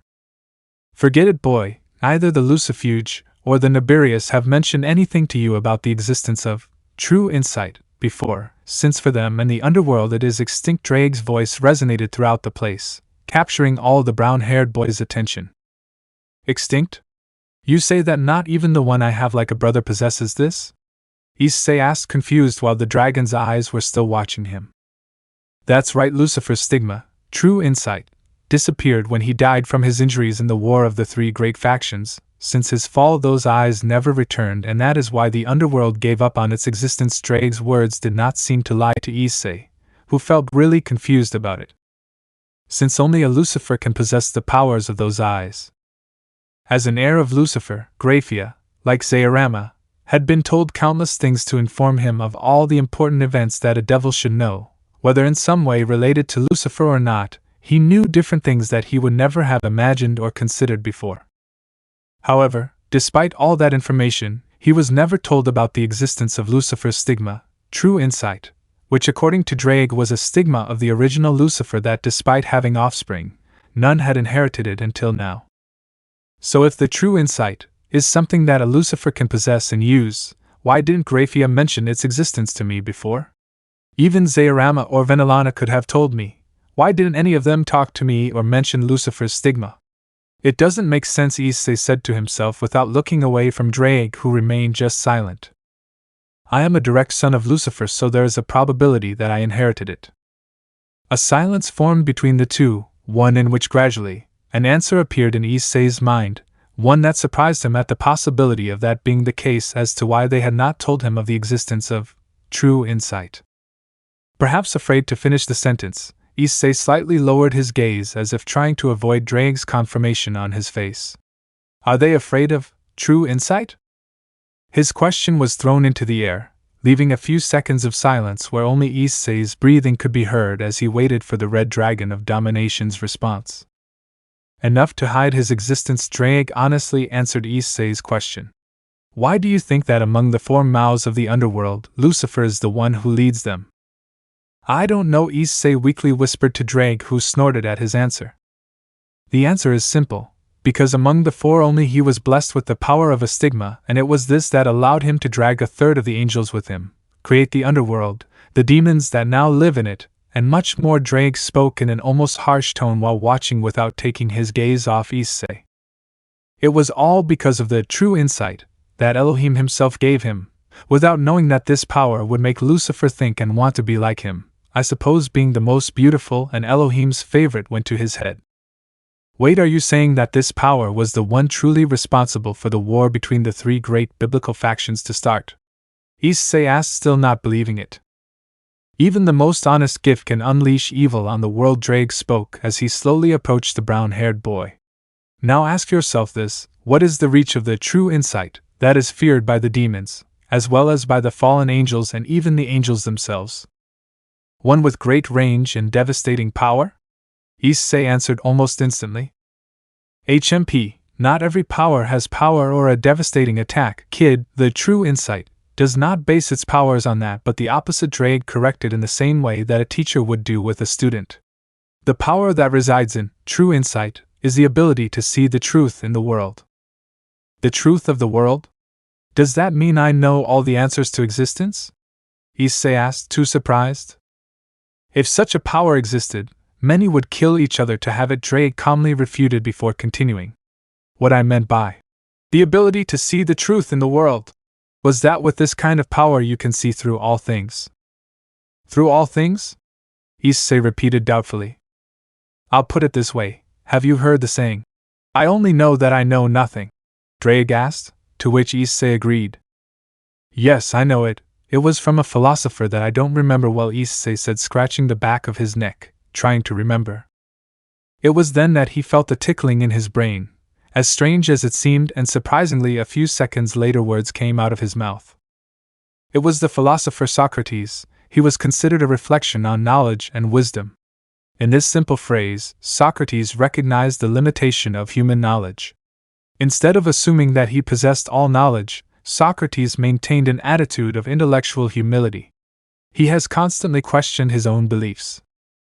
This allowed him to open himself to new knowledge and perspectives. Issei spoke without stopping for a moment what he was saying, challenging any claim to know everything. Recognizing that you know nothing allows you to acquire new knowledge, to question everything, including our deep-rooted beliefs that stop us from understanding even more of the knowledge that. It was in the middle of his trance that Issei instantly fell to the ground on his knees, where he held his head tightly while letting out sounds of pain that did not stop until the extreme pain disappeared from his mind, as if an anvil fell on his head and shattered him. Do you understand now, boy? This is the power of true insight. It shows you the truth of whoever it is. No matter how hidden it is, you will be able to see it. If you hadn't stopped, you would have wandered off until you saw the entirety of the truth about the knowledge of that simple phrase from Socrates. Drake continued explaining to Issei, who, absorbed in his pain, only limited himself to nodding slightly on the ground, where his breathing alone caused his lungs to hurt. His heart felt like a bomb about to explode, and all the bones in his body hurt as if he had fallen down the stairs. So if I use these eyes, will I know the truth? Issei muttered weakly, still on the ground. It's not that simple, boy. For example, do you think that the universe is governed by the physical and mathematical laws created by humans? Drake asked, confusing Issei, who had now gotten up again, still on his knees. How much is 1 plus 1? If you ask a human this, they would instantly answer that it is 2, but true insight would show you something else, because it is not only about the truth of each one, but the truth itself. Drake explained with the same calm. You would understand that 1 plus 1 never equaled 2, that numbers never existed, nor letters, that they are only an algorithm designed to make humans understand the impossible, to make it simple enough to be able to work with it. I still don't understand, Issei said with that same confused tone. Well, if you asked someone at school, who started World War II, what would they answer? Drake asked. Well, they'll say it was hit, Issei replied before stopping. Error, that would be his truth. But the truth is difficult to understand. Remember Jean, for her the truth was that Michael sent her on a mission, but true insight saw through that. Saw the truth, and would say that the one who started the Second World War was a fine arts teacher jealous of the talent of a teenager who presented him some of his works to be able to access a school, and instead of receiving him with joy and enthusiasm he received him with contempt and insults that made the young man let go of his dream and dedicate himself to what his father wanted. The German army. Drake corrected Issei's response, who finally seemed to understand what he was saying. So Issei whispered, trying to form the best possible answer in his mind. The power of true insight would be to see a complete image, through the complete image itself, something like seeing the truth of the truth, right? Seeing the undeniable, substantive, irreproachable, simply the truth. Exactly, you can know the essence of someone, something, whatever, in just a few minutes. And believe me, Issei, as soon as you fully know something, you become capable of manipulating it or completely destroying it. That is why the power of true insight is so feared by even the gods themselves, because if this power comes to understand the truth behind their divinity, they could undoubtedly die if the user wants it. They would be in your hands, Drake explained. You could compare it to knowing the truth behind a magic trick. Since you already know how it is done, you can destroy the illusion of magic. So I can destroy gods just by thinking about it. Issei asked. Again, things are not like that. The truth of immaterial things or concepts are easier to observe for true insight. That is why just by mentioning it, you can know the truth in the famous phrase of Socrates. But people, magic entities, or the gods themselves, are more difficult to intuit, because their truth is in the experiences of their life, in that of other people, in their own essence, etc. Drake continued explaining. That is to say, to get to understand a person, it is not enough just to mention their name, but as it happened to Jean, you must have them in front of you where you are able to establish a visual communication between true insight and the target. Depending on how much you have lived, it will take you longer to understand their truth, and believe me, the enemies will not remain silent while you look at them in your eyes. And do not believe that being able to understand the truth of a person or being is very easy, much less while you are in a fight where simple doubt leads to defeat. There you will have to fight a battle both inside and outside your body. That sounds almost impossible. How could Lucifer fight a war with such power? Just thinking that he had to discover the essences of thousands of beings while fighting with them to finally kill them is something terrifying, Issei said as he looked at his hand with some doubt. He remembered everything that had happened with Jean. It was for a moment, and it was superficial. Even so, he only observed a moment of his life. But he did not dive deep into his entire essence to reach that point.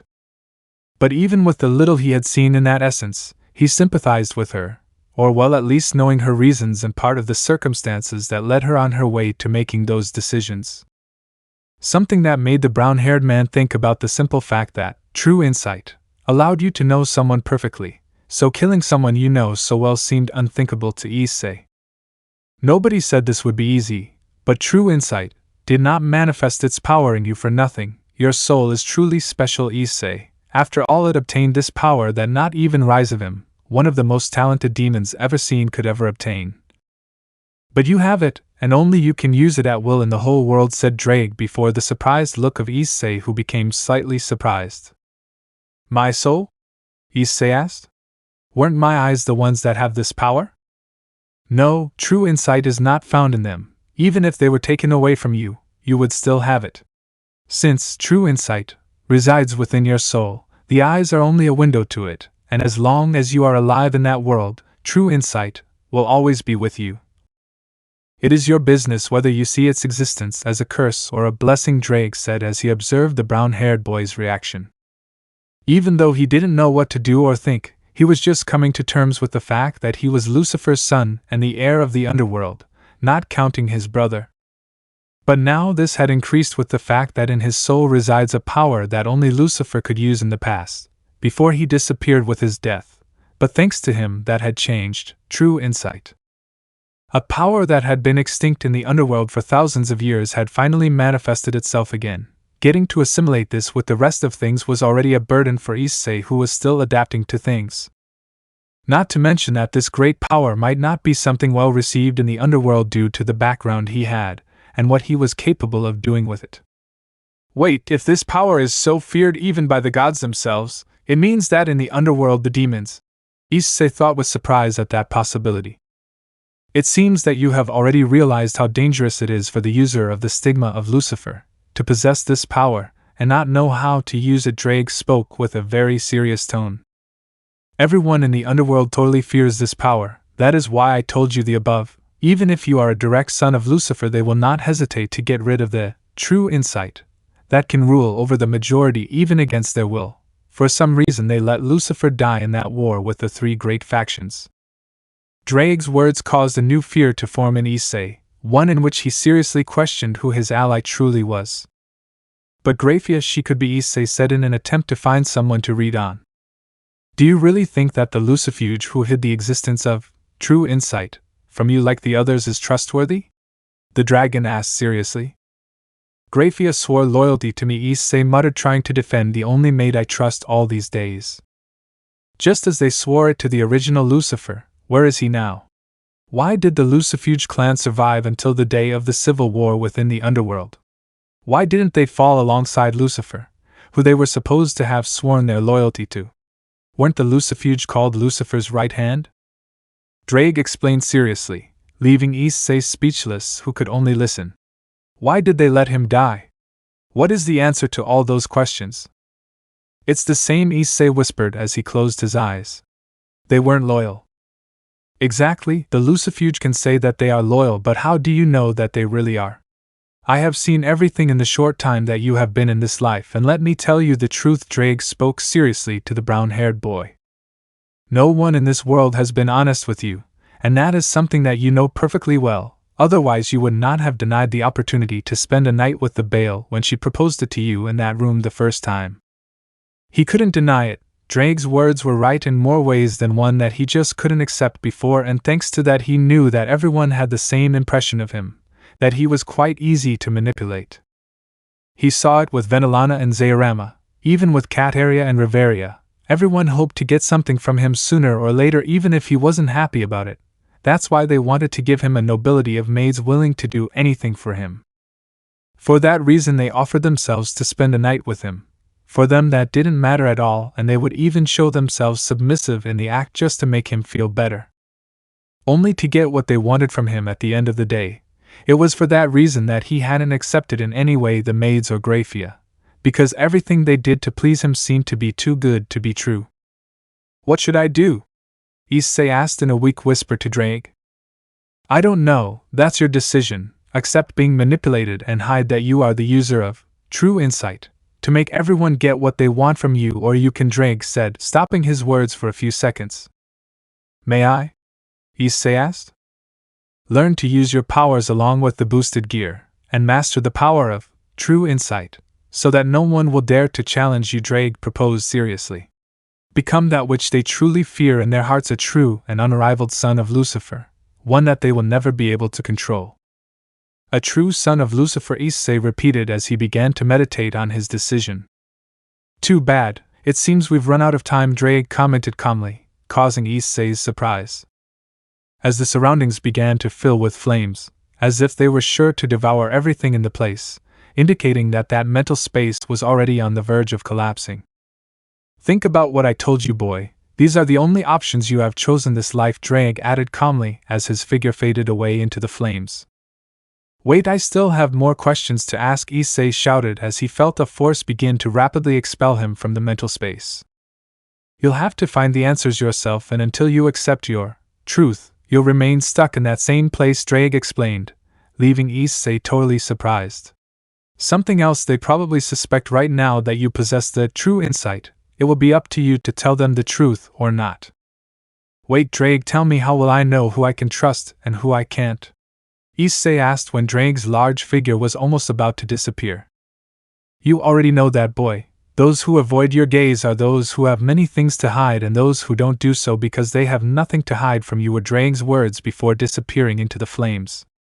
From which a powerful roar was heard, one that shook Issei to the point that he closed his eyes for a few seconds, and when he opened them he realized that he was no longer inside the laboratory with Venelana and the rest of the scientists.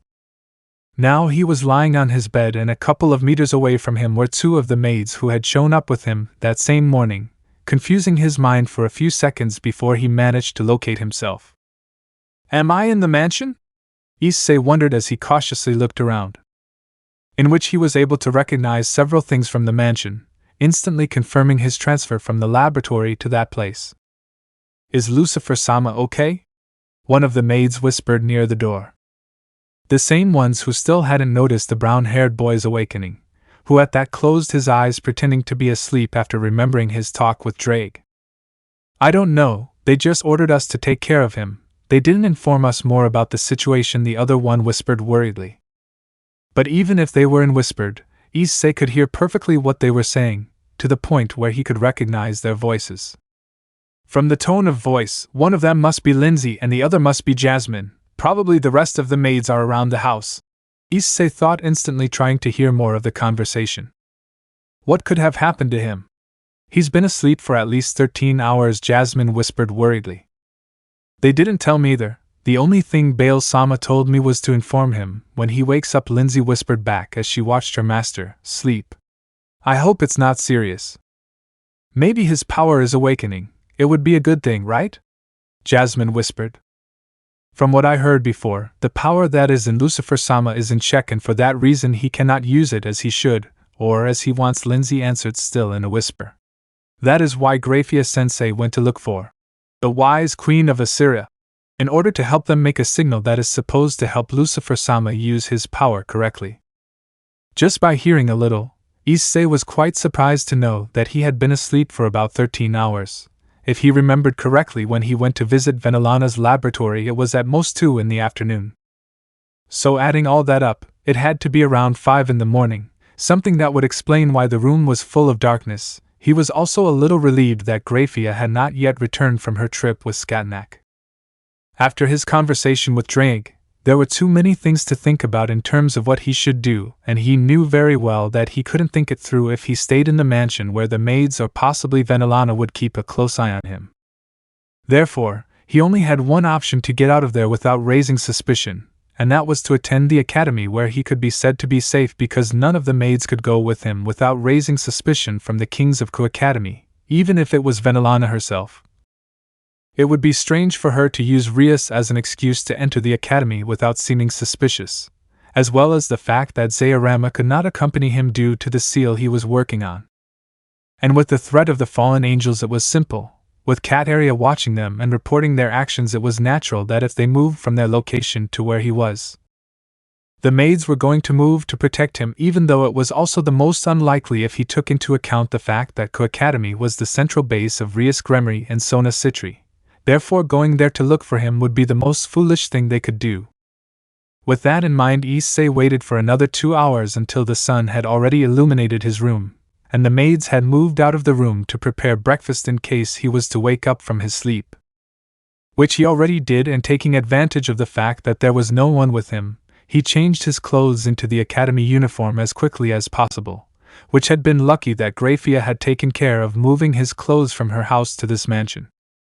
I guess I should think of some kind of excuse to explain why I didn't attend class yesterday, Issei thought to himself as he looked at his appearance in the full-body mirror in front of him, in which no differences could be noticed with the naked eye. However, he could see in a vague way that he now emitted a strange presence, almost as if it were telling him that he was no longer the same boy he was the day before his talk with Drake.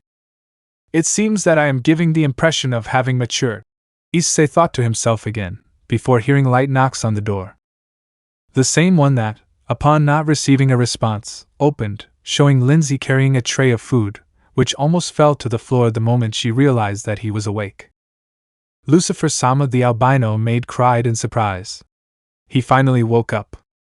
Yes, thank you for taking care of me, Issei replied without taking his eyes off the mirror. Prepare a medical note to justify my absence from the academy yesterday. Doctor's note? Lindsay asked, confused before noticing Issei was wearing his uniform. Huh? Are you going to the academy? If I don't want to raise suspicions, I'll have to do it, Issei justified calmly as he turned to look at her. Just missing once is already suspicious in several aspects. But Bale-sama ordered us that you had to rest to recover as soon as possible, Lindsay tried to explain to the brunette, while looking at the tray of food in her hands.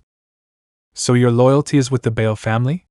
Issei asked calmly, focusing on his face. Huh? Lindsay answered nervously to Issei's question as she slowly lowered her head. And no, my loyalty will always be with you, Lucifer-sama. In that case, follow my orders, prepare a justification for my absences, Issei continued calmly.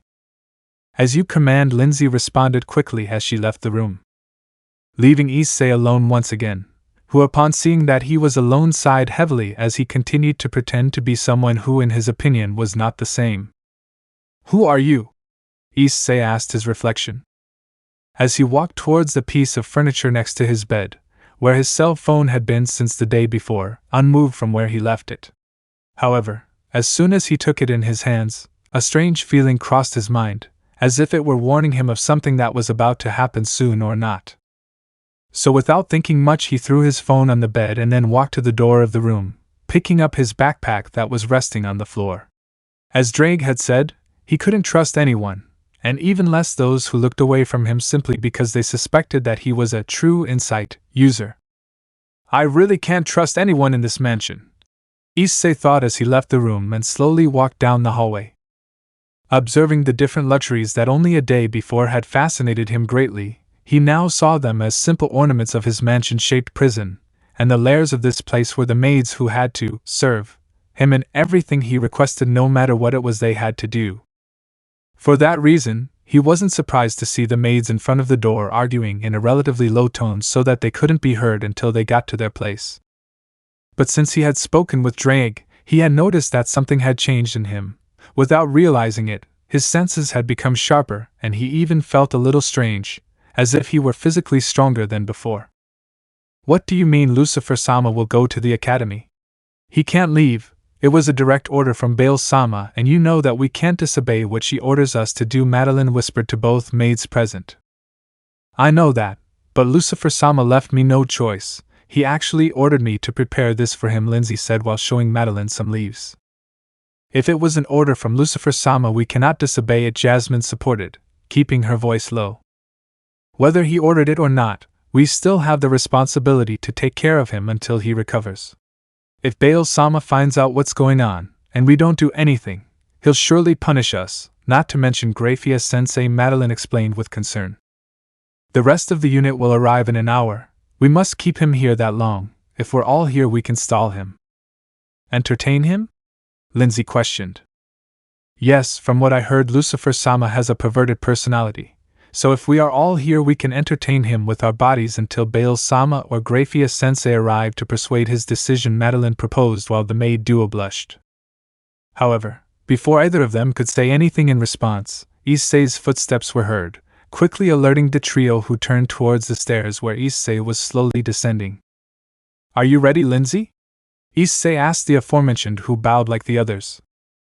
"Yes, here is what you asked for," Lindsay replied before handing him the papers. "Well," Issei took the sheets before reading the first sheet of all. "I suppose it is quite convincing." She calmly praised the brunette before putting the leaves into her backpack, to which Lindsay nodded slightly, and then exchanged glances with the two maids present. "Lucifer-sama, do you really plan to go to the academy?" Madeline asked, still with her gaze downcast. "As I told Lindsay before, I must attend the academy so as not to raise anyone's suspicions," Issei answered in the same calm manner. "Who could suspect? All you have to do is send a permit, saying that you're a little sick to," Madeline tried to suggest before being interrupted. "If I did that, my companions would come to visit me at my house, not at this mansion where they would surely question how I got such a place," Issei answered seriously, which made it seem like he had lost some of his patience. "We can erase their memories, or if they are a bigger problem, eliminate them," Madeline said before stopping abruptly. "Enough, since when can a maid question her master's actions like this?" Issei questioned with a tone that showed anger. "I apologize, I didn't mean to," Madeline said quickly as she lowered her bow even further. "I'm just worried that the fallen angels will take advantage of this to get closer to you.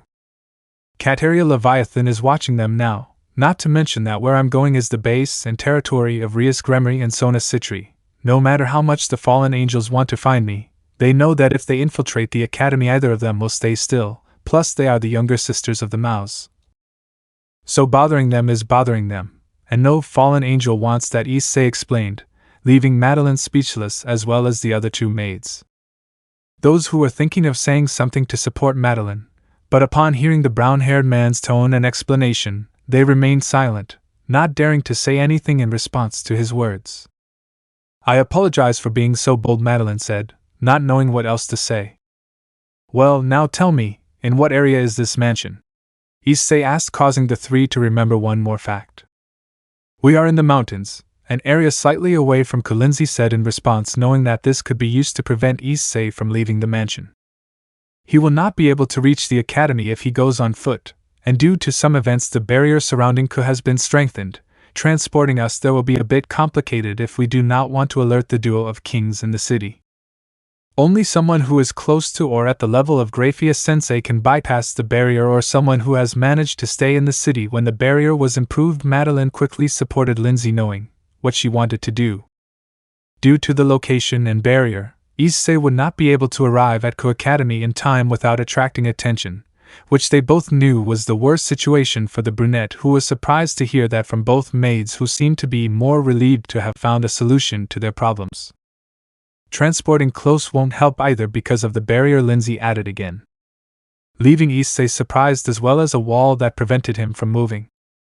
"I could use that, too, Jasmine mumbled timidly, surprising her two companions. That? Issei questioned Jasmine, who responded somewhat fearfully.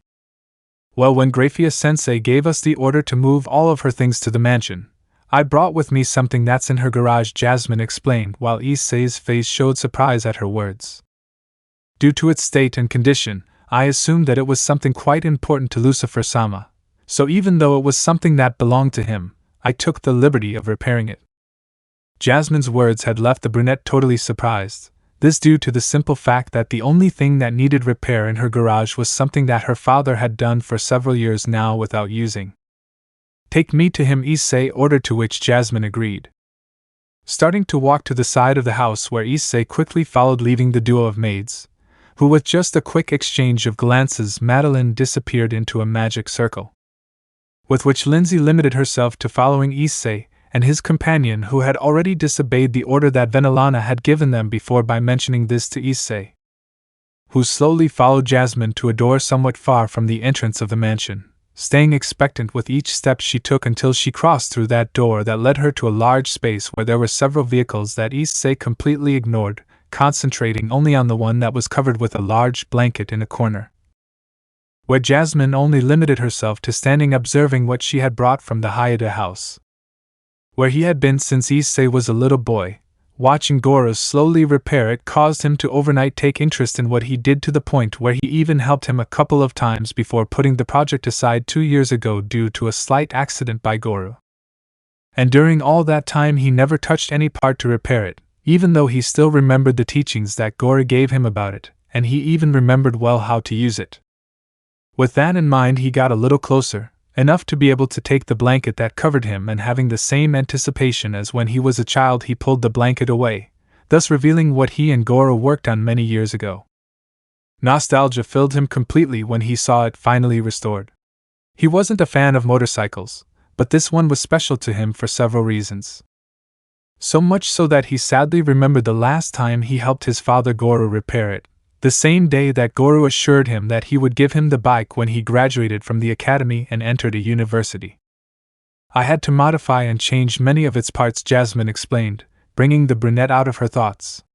So much so that it no longer resembles the original design it had, but thanks to the modifications made, it became a very unique vehicle that no one other than Lucifer-sama will be able to own. I understand, Issei replied as he approached the motorcycle.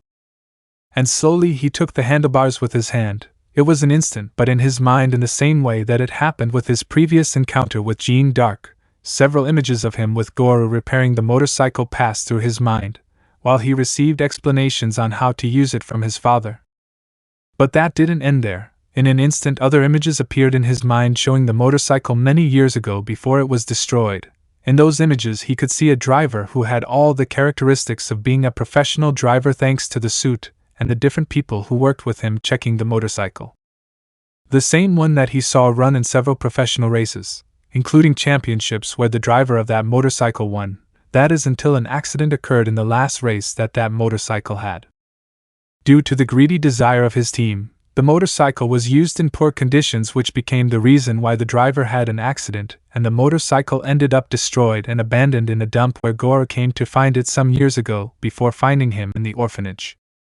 Surprised by what he saw, Issei saw the bike in a new light as he understood in part that what he saw was thanks to true insight. Even unlike the pain he felt with Jean d'Arc, this was more tolerable, and he even managed to see further back to the days where it had been manufactured. This was the truth of the bike in front of him, one that began to spread much further. Despite seeing the story, he understood what materials the bike was made of. Not enough with that, he began to see who had probably come up with the idea of creating the first bike. At that, Issei simply gently moved his hand away. His mind hurt, but it was much more tolerable than in his moments with Jean d'Arc. So not wanting to draw more attention, he took the handlebars again. Only this time he got on the bike, but while he was placing his backpack on his back, he noticed something truly surprising. Even if he had only ridden a motorcycle twice in his life, right now with surprise in his mind was present the knowledge of the previous driver on how to drive and use it, and he could even see information about what Jasmine had done with the motorcycle. what she modified and added to make it unique in all aspects that was unique in the whole world, while Jasmine handed him a full-face red helmet along with the key to the motorcycle that she put on and then turned it, leaving it ready to start at any moment. Jasmine Issei called the maid, who without saying a word looked at the brunette in a way that said he could leave the place even if they didn't want him to leave. "Thank you?" Issei sincerely thanked Jasmine, who only lowered her head accepting his thanks with a light smile, which seemed to make her quite happy to know and see that she had made her master happy. "You don't have to thank me, it's my duty to serve you in everything you need," Jasmine said a little shyly while looking into the brown-haired boy's eyes. "I will always be loyal to you." At those words Issei smiled as he put on his helmet, hiding his gaze from both maids, who watched as one of the garage doors slowly began to open. "Here we go," Issei thought to himself before pressing the ignition button on the bike. That let out a powerful sound that undoubtedly demonstrated great power that surprised Issei, since even with that sound the information that true insight gave him appeared in his mind, telling him how he should use that motorcycle better than its previous driver. With that in mind and with the garage door open, Issei just sighed before accelerating to get out of there. Even if it was his third time, the way he drove out of his garage was the same way a professional or someone experienced in driving such a vehicle would do. Leaving the duo of maids alone in the garage who had limited themselves to watching how he had left, Jasmine Lindsay called softly to her partner, who only sighed at her call, knowing why she called her that way. "You know that your actions will have consequences." "I know, but I still don't regret my decision," Jasmine replied with a soft smile, as she gently placed her hand over her heart, so she could feel its beat. "After all, I swore my absolute loyalty to the son of Lucifer, not to Nibirius, Lucifuge or Baal, simply to Lucifer." At her words, Lindsay's face showed surprise, and then she showed bitterness at the words of Jasmine, the last of the Kame who, even knowing her future problems, did not show fear or concern for them. "So you bite the hand of the one who has fed you all these years? It's impressive, I must admit," said a different voice that surprised both of them. Lindsay's face darkened at the arrival of that demon, while her companion Jasmine simply lowered her head in greeting, giving the newcomer the impression that she was going to accept whatever punishment she gave her at that moment, something that Venelana Baal cared very little about. "I apologize for that, Baal-sama, but what I said was my sincere," Jasmine explained calmly before stopping abruptly. This was because a strong blow came to her, making her fall to the ground, where she could only hold her cheek, which soon shed a few drops of blood that slid down, staining her apron with her own blood. "I care very little about your feelings, you defended my orders." This was the result, Venelana explained as she slowly lowered her hand, which was lightly covered by her aura of the power of destruction that gradually disappeared, while at the back of the garage the rest of the maid nobility could be seen. They silently observed Venelana's actions, which had been informed of everything by Madeline, who was a few steps away from her calmly watching Jasmine, although like the rest they were a little worried about their companion. "I ordered them to watch him, and as soon as he wakes up, they should inform him immediately." It seems that Madeline was the only smart one, Venelana commented with the same seriousness while looking at Lindsay, who lowered her face. "Whatever, your mistake has cost us dearly. Zairama has discovered that the balance of the power of the sacred gear and the magic power that are in Lucifer-sama changed for a few seconds when he was inside my laboratory. Now the balance is not stable and any external trigger is capable of destabilizing both things." "Is Lucifer-sama's life in danger now?" Lindsay asked, surprised. "That's right, it was for that reason that he ended up fainting in my laboratory," Venelana said as she turned to where the rest of the maids were. "Listen, from now on your mission will be to bring Lucifer-sama back. I'm going to infiltrate you in the city of Ku. I'll make every possible move to distract Rias and Sona from this, so make sure you bring him back safely." Forks, all the maids answered almost in unison, except for Lindsay and Jasmine who, despite knowing about the collapse, still did not regret their actions of helping their master. "As for you," Venelana said before walking towards her and grabbing her by the hair, to force her to look at her directly in her eyes. "It's better that nothing bad happens to Lucifer-sama, otherwise I'll make the vagabonds of the underworld do whatever they want with your body." The anger that Venelana felt was quite noticeable, to the point that her scarlet aura partially escaped from her body, which slowly hurt Jasmine as she was quite close to the Baal. While this was happening in the mansion, without knowing its consequences, Issei drove calmly on the road that was supposed to take him to Ka City, since one of the things included in the motorcycle was a GPS. Same as showing the fastest route to the city, without a doubt the modifications that were used on the motorcycle were in Issei's own incredible experience to the point that he thought of thanking the maid again for having done it. But what was more surprising to him now was that it happened to be his 4th time riding a motorcycle. His driving was undoubtedly spectacular to the point that he could call his way of driving natural, which was no different from the professionals. I really didn't expect this. Having the powers of true insight seems like cheating. Driving this way, just seeing the memories, or rather the truth of the motorcycle, makes things seem somewhat unfair if you asked me. Issei thought, somewhat surprised and excited as I have noticed the end of the road, which ended with the forest and slowly began with the city that, even after having been born and raised there, for some reason felt nostalgic in Issei, who slowed down passing along the streets where, thanks to the configurations of the motorcycle, he went unnoticed by the passers-by, who they would not notice his presence until they saw him or heard something from him. So avoiding the gazes of some police officers was easy for Issei, who drove cautiously, following all the street signs and the GPS, which still guided him towards Ka Academy. However, when he stopped at a traffic light, a thought crossed Issei's mind: should he really go to Ka Academy now? He had a lot to think about regarding true insight, as well as the fact that none of the devils who knew his identity were even slightly honest with him. None of them told him the truth and only hoped to take advantage of him for being quite naive. Although if he was honest, the fact that they would try to take advantage of him made sense. What was the point of supporting an heir who was not aware of what he possessed or did not know the correct way to use his power that could rule over everyone? It was common sense that supporting him and training him as a true heir would take one several months or even months of intense training to achieve, which could only be translated as investing a large amount of resources that, once invested, might not have been worth much if the heir turned out to be a failure, something like him. That even though he was Lucifer's son, he had a lot of obstacles on the long and dangerous road to being the ruler of the underworld in its entirety. And in this he would not see loyalty from most of all the demons, but quite the opposite. It was clear that they would resist or treat like the demons he knew to take advantage of him by pretending to support him. Every devil was selfish in their own way and cared for themselves or someone else in the same way, seeking for themselves some benefit until they were abandoned. Many noble houses in the underworld did that constantly. Even Venelana did it if she remembered the fact that I have offered Rias as whatever he wanted her to be: a wife, a lover, or a concubine. Offering your own blood in such a low way made it clear how much you valued them. He didn't know if offering your children in that way was a common practice in the underworld, but to someone like him it was too low. Yes, he may be a devil in his entirety, but he had been raised as a human. Therefore what was normal for most devils was too bad for him.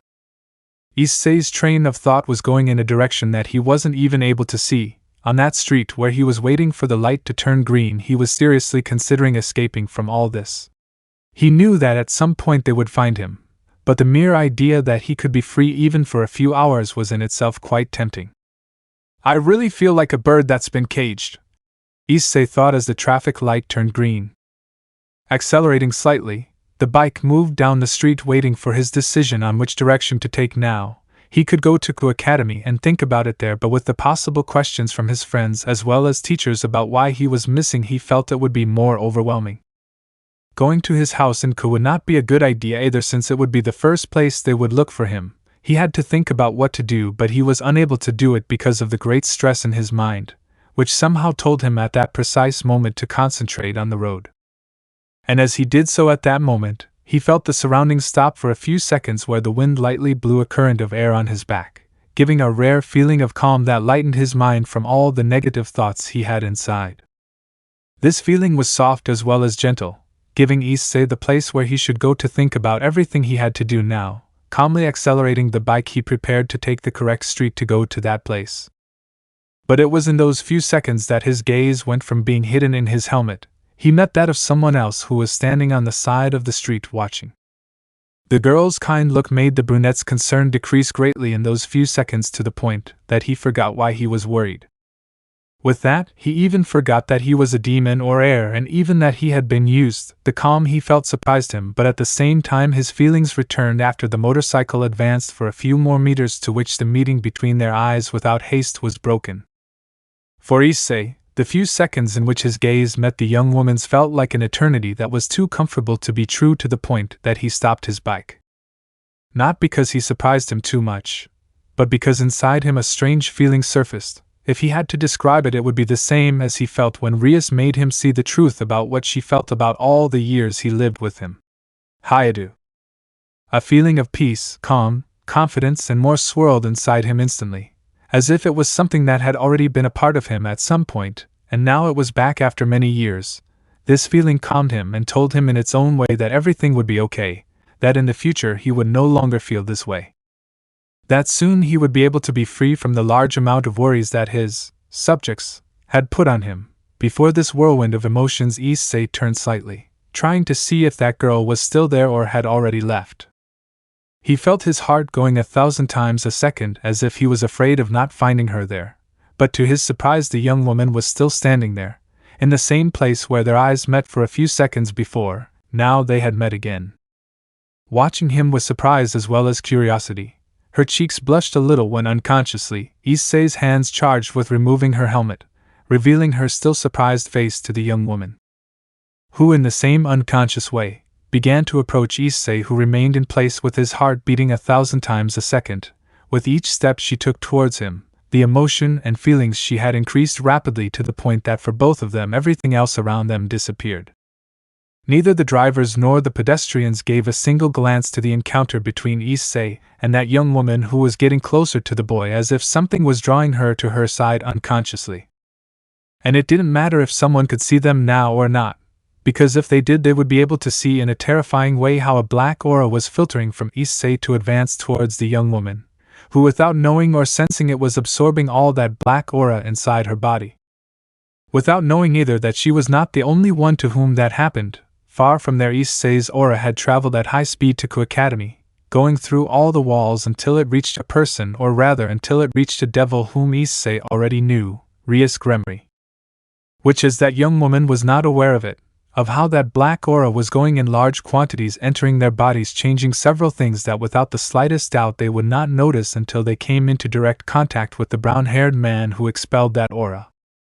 That could not be seen by anyone. Even if Akeno Himejima was sitting right next to her, she did not notice the aura in Rias, who gradually began to filter that aura towards her as if she were evaluating her for something else that both young women were completely unaware of, such as Issei, who without knowing it was already preparing to become what he was destined to be since the day he was born in the underworld, wherein one of the hidden bases of the Nibirius family was located, which was located in one of the territories of what once belonged to his family.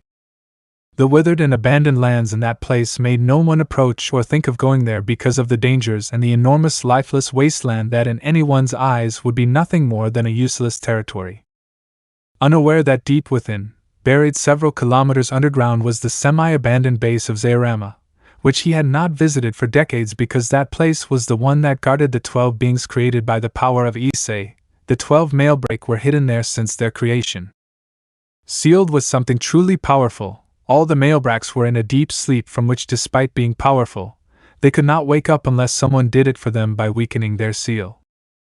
Something that had only happened once in the Underworld Civil War. From the day they showed their power, Zairama was convinced not to let them wake up, or else it would be really dangerous despite being an investigation that would be most interesting.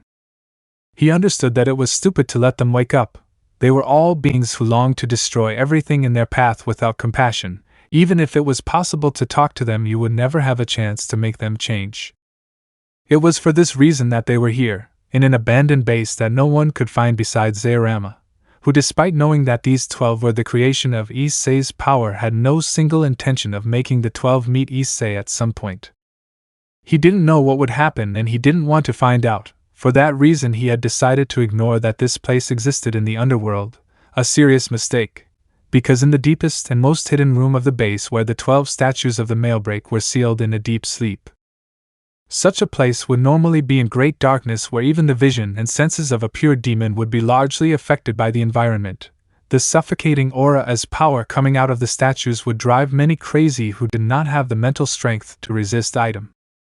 However, instead of the great darkness that normally governed the place, a light had surprisingly illuminated the place for several seconds, and said light came to the surprise of any of the statues. Or rather, two of them, who even with the seal on, instantly opened their eyes, showing surprise at their surroundings for a few moments before their eyes met. It took at least a second to understand the events that had made them wake up from their sleep, something that only made them laugh out loud while the 10 remaining male bracks remained asleep. It has finally begun. The master has already awakened and found 2 of his apostles. One of the statues commented in a somber but excited voice. It seems so. Who would have thought that of the 12 we would be the ones to wake up first? What's coming is definitely going to be exciting, said the second statue that woke up with a truly sinister and excited voice. Soon the 12 apostles will be free again, and this time we will not allow that damn Michael to lock us up again, the first statue shouted with great anger, while a dark aura slowly surrounded it. I think the same, since it was because of you that we couldn't face the chosen one of God and his apostles, but now it will be different, he said with a darker tone than before while the same dark aura appeared around him. Soon we will begin. The world will remember what it once feared in the past, only this time they won't have your help to stop the master. The laughter of both statues resonated throughout the place, making it tremble. All the walls, ceiling and floor trembled from the aura that the 2 statues released to such an extent that it was no longer possible to distinguish them among that dark aura that gradually was shrinking along with the statues that were now much smaller than original. Measuring only 20 centimeters in length, but different from their appearance that they had been subjected to for years, they had transformed.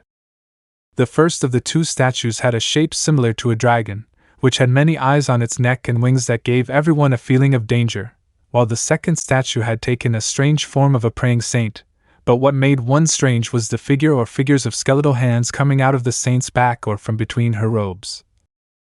One more detail was that the saint's eyes were bandaged. With that new form, the statues only stayed in place for a few more seconds before disappearing without leaving behind a single trace that would take them away. With that and the rest, the light in that place began to fade in the same way, leaving the place where 12 statues were once found in darkness again. And now, there were only 10 statues of the 12 submerged in that darkness that in a fairly near future would no longer protect any statue, because even if they had the seal on them, Issei's powers were more powerful than the seal placed by Michael and the mouths of the past, that no matter how much they tried to avoid this result, in the end it arrived even with all their preparations. A true heir had come into the world. Let me know in the comments below if you guys want the next part. Also check out my other video that has been shown and left. Thank you for watching. If you enjoyed this video, please like and share this video. And have a fantastic day. Bye.